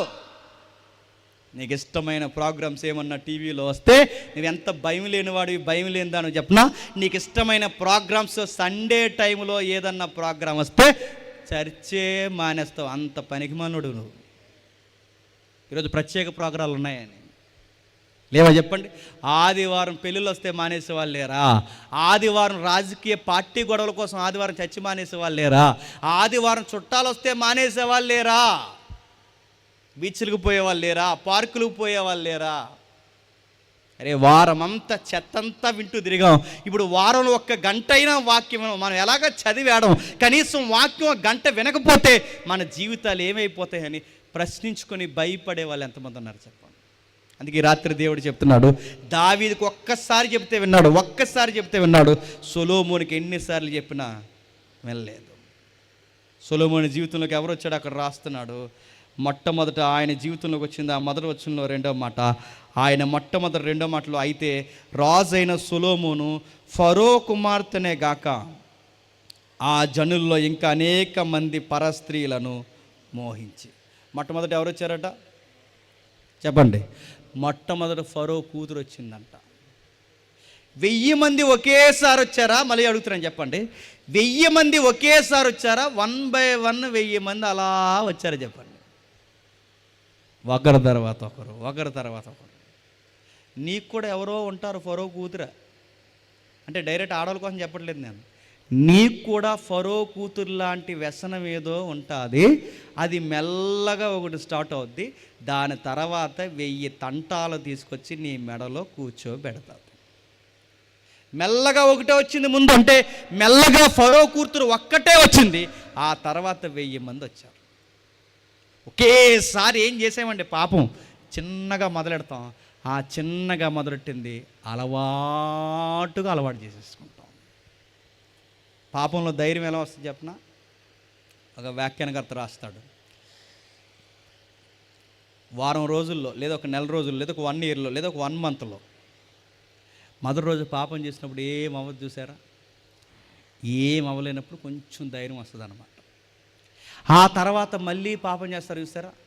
అప్పుడు దేవుడు ఏమంట కదా, మళ్ళీ ధైర్యం వస్తుంది అన్నమాట. Day 1, Day 2, Day 3, Day 4, Day 5 days పెరుగుతుంటాయి. అంటే ఇక ఏమండం లేదన్న ఆలుసుంటుంది చూసారా? చివరికి ఆ మెల్లమెల్లగా ఎంత రెచ్చిపోతావంటే నిన్ను నువ్వు ఊహించుకోలేనంతగా మునిగిపోతావు. సొలొమోను అలాగే మునిగిపోయాడు. మెల్లగా ఫరో కూతురు వచ్చింది. తర్వాత 999 మంది వచ్చారు. 999 మంది వచ్చి ఆయన జీవితంలో కూర్చున్నారు. ముందు ఒక్కరే వచ్చారు. ఆ ఒకరొకరు వచ్చి ఏం కోరుకున్నారు? బలాన్ని కోరుకున్నారు, ధనాన్ని కోరుకున్నారు, ఆయన యొక్క ఆయుస్సును కోరుకున్నారు, చివరికి తన భక్తిని కోరుకున్నారు, చివరికి దాన్ని అన్యుడి కన్నా అధ్వానంగా మార్చేశారు. ఐగుప్తి కూతురు అంటే లోకానికి గుర్తు. నేను మళ్ళీ చెప్తున్నాను, ఏ లోక స్నేహం నీలోకి వస్తుందో జాగ్రత్త. ఏ లోక స్నేహం నీలోకి వస్తుందో ఆ వచ్చింది ఏం కోరుతుందంటే నీ బలం కోరుతుంది, నీ ధనం కోరుతుంది, నీ అధికారం కోరుతుంది, చివరికి నీ ఆధ్యాత్మిక జీవితాన్ని, భక్తిని కోరుతుంది. పాడైపోతావు. కొన్ని వార్తలు చదువుతుంటే విచిత్రంగా అనిపిస్తుంది. ఇంత తెలిసిన ఆయన ఎలా చేశాడండి అంటే సొలొమోనే చేశాడు. నా మాటలు అర్థమవుతూనే లేదు. ఇంత తెలిసినోడు ఎలా చేశాడంటే సొలొమోనే చేశాడు. మీకు కూడా చెప్తున్నాను, ఎవడైతే ప్రేయర్ టైం తగ్గించుకుంటారో, ఎవరైతే ఆ వాక్యం చదివే సమయాన్ని మానేస్తారో, బిజీగా ఎవడైతే తిరుగుతాడో వాడికే అతిపెద్ద ప్రమాదం రెడీగా పొంచి కూర్చొని ఎదురు చూస్తుందండి. కొన్ని అధ్యాయాలు, కొన్ని పుస్తకాలు చదువుతున్నప్పుడు ఇది మాకు తెలుసులే, సొలొమోను కోసం మాకేంది అనుకోకు. సొలొమోను కోసం నాకు తెలుసు, దావీదు కోసం నాకు తెలుసు, పలానా మత్తయి కోసం నాకు తెలుసు, పేతురు నాకు తెలుసు కాదు, నాకు తెలుసు అన్నది పాయింట్ కాదు, నేను అలా ఉన్నానా లేదన్నదే ముఖ్యమైన విషయం. సొలొమోను ఎంత బాగా ఎదిగాడో అంత త్వరగా చెప్పండి కిందకి దిగజారిపోయాడు. 11 వచనంలో ఏముందో చూడండి. 11 వచనంలో సెలవిచ్చినదేమనగా, నేను నీతో చేసిన నా నిబంధనను కట్టడలను ఇక నువ్వు వాక్యం చదవడం మానేసావు, నా కట్టడలు పాటించడం మానేసావు, ఇక ఆచరించడం పూర్తిగా వదిలేసావు గనక నేను కనుగొనుచున్నాను గనక ఈ రాజ్యము నీకుండకుండా నిశ్చయముగా తీసివేసి నీ దాసులకు ఇచ్చేస్తాను. ఇది అతి పెద్ద పనిష్మెంట్ అండి. పట్టుకెళ్ళి ఏ పొరుగు రాజుకి ఇచ్చేస్తానంటే బాగున్నావు, పట్టుకెళ్ళి ఇలా ఎదురింటి రాజుకి ఇచ్చేస్తా అంటే బాగున్నావు. సరాసరి ఎవరికి ఇచ్చేస్తాడట? సొలొమోను వస్తే ఒంగొంగి దండాలు పెట్టి వానపాములు ఉంటారు చూసారా, ఆ వానపాములకు పట్టుకెళ్ళి ఇచ్చేస్తాను. మన దేవుడు గట్టి మొట్టికాయలు ఎలా వేస్తాడు చెప్పనా? నీ దగ్గర తీసి చెప్పండి, నీకు కింద దిగువ స్థాయిలో ఉంటారే వాళ్ళకి పట్టుకెళ్ళి ఇచ్చేస్తాడు. ఎంతకన్నా పనిష్మెంట్ ఉంటుందా? నీ బలం పట్టుకెళ్ళి ఇచ్చేస్తాడు, నీ ధనం పట్టుకెళ్ళి ఇచ్చేస్తాడు, నీ అధికారం పట్టుకెళ్ళి ఇస్తాడు. ఒకవేళ నువ్వు సేవకుడు అయితే నీ సేవను పట్టుకెళ్ళి పక్కోడికి ఇచ్చేస్తాడు. గుర్తుపెట్టుకో. నువ్వు సంఘంలో ఉన్న ఒక స్తంభానివి అయితే, నువ్వు పెద్దవైతే నీ అధికార పెద్దరికాన్ని పట్టుకెళ్ళి ఇంకొకటికి ఇచ్చేస్తాడు. గుర్తుపెట్టుకో. బైబిల్ చదవకపోతే అంత సీరియస్ అవుతాడు దేవుడు అంటే. అవుతాడు. ఎందుకు సీరియస్ అవడాయినా? ఎందుకు అవడు? ఎందుకంటే నేను దేవుడు నీతో మాట్లాడాలనుకునే ఒకే ఒక్క మార్గం ఏముంది చెప్పండి? మేఘం కాదు, దర్శనం కాదు, కల కాదు, ఇక చాలా జరిగినవి. ఇక దేవుడు నీతో మాట్లాడాలంటే ఎలా మాట్లాడాలనుకుంటాడు? ఈ వాక్యం చదివితేనే మాట్లాడతాడు ఆయన.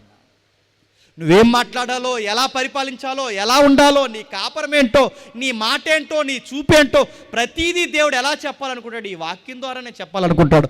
ఆ వాక్యమే నువ్వు చదవకపోతే ఇంకెలా చెప్తాడు దేవుడికి? ఇక వాక్యం దాటొచ్చి ఏం చెప్పడు ఆయన.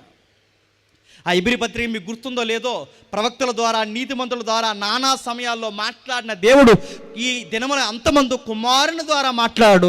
ఆ కుమారుని ద్వారా మాట్లాడిన మాటలన్నీ గ్రంథస్థం చేయబడితే అది బైబిల్ అయింది.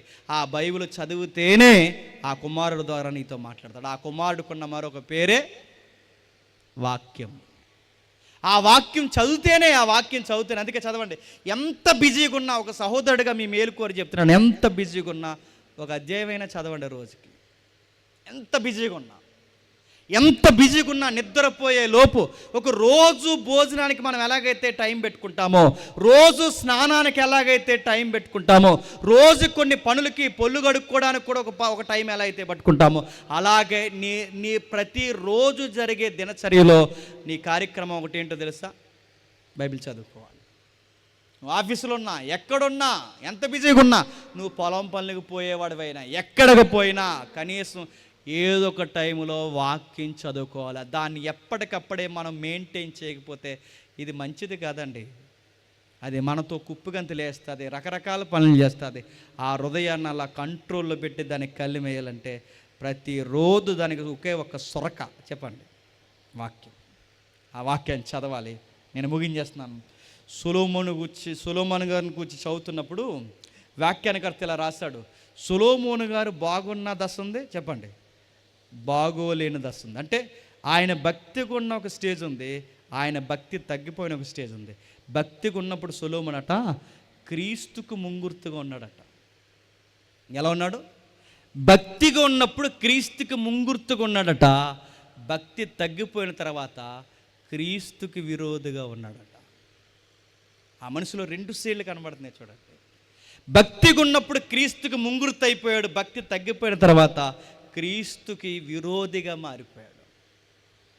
ఇంత విన్న తర్వాత నన్ను డైరెక్ట్ క్వశ్చన్ అడుగుతారు, ఎందుకు సొలొమోను గారు పరలోకం వెళ్ళారంటారా లేదంటారా అని అది నేను చెప్పలేను. ఆయన వెళ్ళలేదు అని చెప్పలేను, వెళ్ళాడు అని చెప్పలేను, ఆయన ఏమయ్యాడంటే చెప్పలేను, ఎందుకంటే అది మన పరిధిలో లేదు. బాధాకరమైన విషయం ఏంటి చెప్పిన, ఇంతకు ఆయన పరలోకం వెళ్ళాడా లేదన్నంత డౌట్ వచ్చేలా ఆయన చచ్చిపోయాడంటే ఇంక ఏం సాధించినట్టండి ఆయన చెప్పండి భూమి మీద? ఇంకేం సాధించాడు ఆయన? ఆయనకి బంగారు సింహాసనం ఉండి, అధికారం ఉండి, కదిలితే చూసేంత జ్ఞానం ఉండి ఉన్నా ఇప్పుడు ఆయన ముగింపు, ఆయన పరలోకం వెళ్ళాడా లేదన్నంత డౌట్ వస్తుందంటే ఏం సాధించాడు చెప్పండి ప్రపంచం అంతా తిరిగి ఆయన? ఒకవేళ నా ముగింపు అలాగైతే నేను అడుగుతున్నాను, సొలొమోనుకైనా అక్కడక్కడ చరిత్రను బేస్ చేసుకుని పర్లేదంటే చివరి దశలో మారాడని ప్రసంగిని బేస్ చేసి కొంతమంది చెప్తారు. కనీసం ఆయనకి అవకాశాలైనా ఉన్నాయి. ఈరోజే రాకడ సంభవిస్తే, ఈరోజే ఈ రాత్రే మన ముగింపు అయితే నేను అడుగుతున్నాను, ఎక్కడికి పోతావు? వెంటనే పరలోకం నుంచి విశ్వాస వీరులందరూ లేచిపోయి, నా బిడ్డ వస్తున్నాడు, ప్రతిరోజు బైబిల్ చదివి భక్తిగా ఉండి ఈరోజు ఇలాగ ముగించుకుని వచ్చేస్తున్నాడు, పరలోకం ఏమైనా తెరిసి రెడీగా ఉంటుంది అనుకుంటున్నారు మీ కొరకు? పరలోకం ఏమంటే చెప్పనా, ఈడు బైబిల్ చదివి నవంబర్ నెలలో చదివాడు, ఇప్పుడు వరకు చదవలేదు ప్రభా, ఈడు చచ్చిపోయాడు ఈడు అంటారు. గుర్తుపెట్టుకో. పరలోకానికి తెలియదా? పరలోక ప్రభుత్వానికి తెలియదా? దేవదూతలకు తెలియదా? అధికారులకు తెలియదా? మన భక్తి బాహాటంగా దేవదూతలకు లేదా చెప్పండి? ఈ భూమి మీద సంఘంలో ఉన్న, అంటే సంఘ విశ్వాసులు ఏం చేస్తున్నారో తొంగి చూస్తున్నారట. ఎవరు చెప్పండి? దేవదూతలు. ఎవరెవరు ఏం చేస్తున్నారో, ఎవరెవరు ఏం చేస్తున్నారో. ఇప్పుడు ఇక్కడ ఏం చేస్తున్నారో కూడా చూస్తాయి తెలుసా? ప్రతి ఒక్కరికి ఒక సొంత ఎస్కాట్ ఉంటాయంట దోతలు. నువ్వు సరిగా వాక్యం వినకపోతే పక్కన తిట్టుకుంటుంది, పనికి మళ్ళీ ఎందుకు వచ్చారా సభకే అని. ఎప్పుడు ఏది టిక్ అని నొక్కుంటాం, ఎందుకు వచ్చారు అన్నీ తిట్టుకుంటే తెలుసా? దోలాలు మొరపెడతాయని తెలుసా బైబిల్లో? గోడలు మొరపెడతా బైబిల్లో తెలుసా? ఇప్పుడు చెప్పండి, అదే ప్యాటర్న్లో నువ్వు కూర్చున్న కుర్చీ కూడా ఏమంటా చెప్పండి. నువ్వు వాక్యం వినకపోతే ఆ మూడో కాలు ఇరిగిపోదామని చూస్తుంది, అది గుర్తుపెట్టుకో. అది ప్రతి దిక్కున మనం అబ్జర్వ్ చేస్తుంది, ప్రతిదీ మనం చూస్తుంది. దేవుడు మన నుంచి కోరుకునేది ఒకటే, ఆయన మాట వినాలి, ఆయన గురించి మాట్లాడుకోవాలి, ఆయన గురించి చదువుకోవాలి. ఇంత విన్న తర్వాత ఇదంతా వదిలేసి ఒక మాట అంటారు మనకి. రాత్రి ఏం చెప్పాడు జేమ్స్ గారు అంటే సొలొమోను కోసం చెప్పాడు అన్నట్ట. చెప్పి ఏమంటారు చెప్పిన, సొలొమోను గారు 1000 మందిని చేసుకున్నాడంట అంట. గుర్తుండవండి. ఇదే కానీ గుర్తుంటే నీ ఈ ఏమానం మొత్తం వచ్చేలా కొడతాడు, గుర్తుపెట్టుకో. నీ గుర్తుండాల్సింది సొలొమోను కాదు. బైబిల్ ఏమని చెప్పిన, ఇదిగో సొలొమోను కన్నా గొప్పవాడు మీ మధ్య ఉన్నాడు అన్నాడు. ఆయన పేరే నజరేయుడైన యేసుడు. ఇదిగో సొలొమోను కన్నా గొప్పవాడు మీ మధ్య ఉన్నాడు, ఆయన పేరు నజరేయుడైన యేసుడు. ఇప్పుడు మనం చూడాల్సింది సొలొమోను కాదు చెప్పండి, విశ్వాసానికి కర్తయు దాన్ని కొనసాగించువాడైన యేసు వైపు చూడండి. ఆయన 1000 మందిని చేసుకుని పాడయ్యాడు.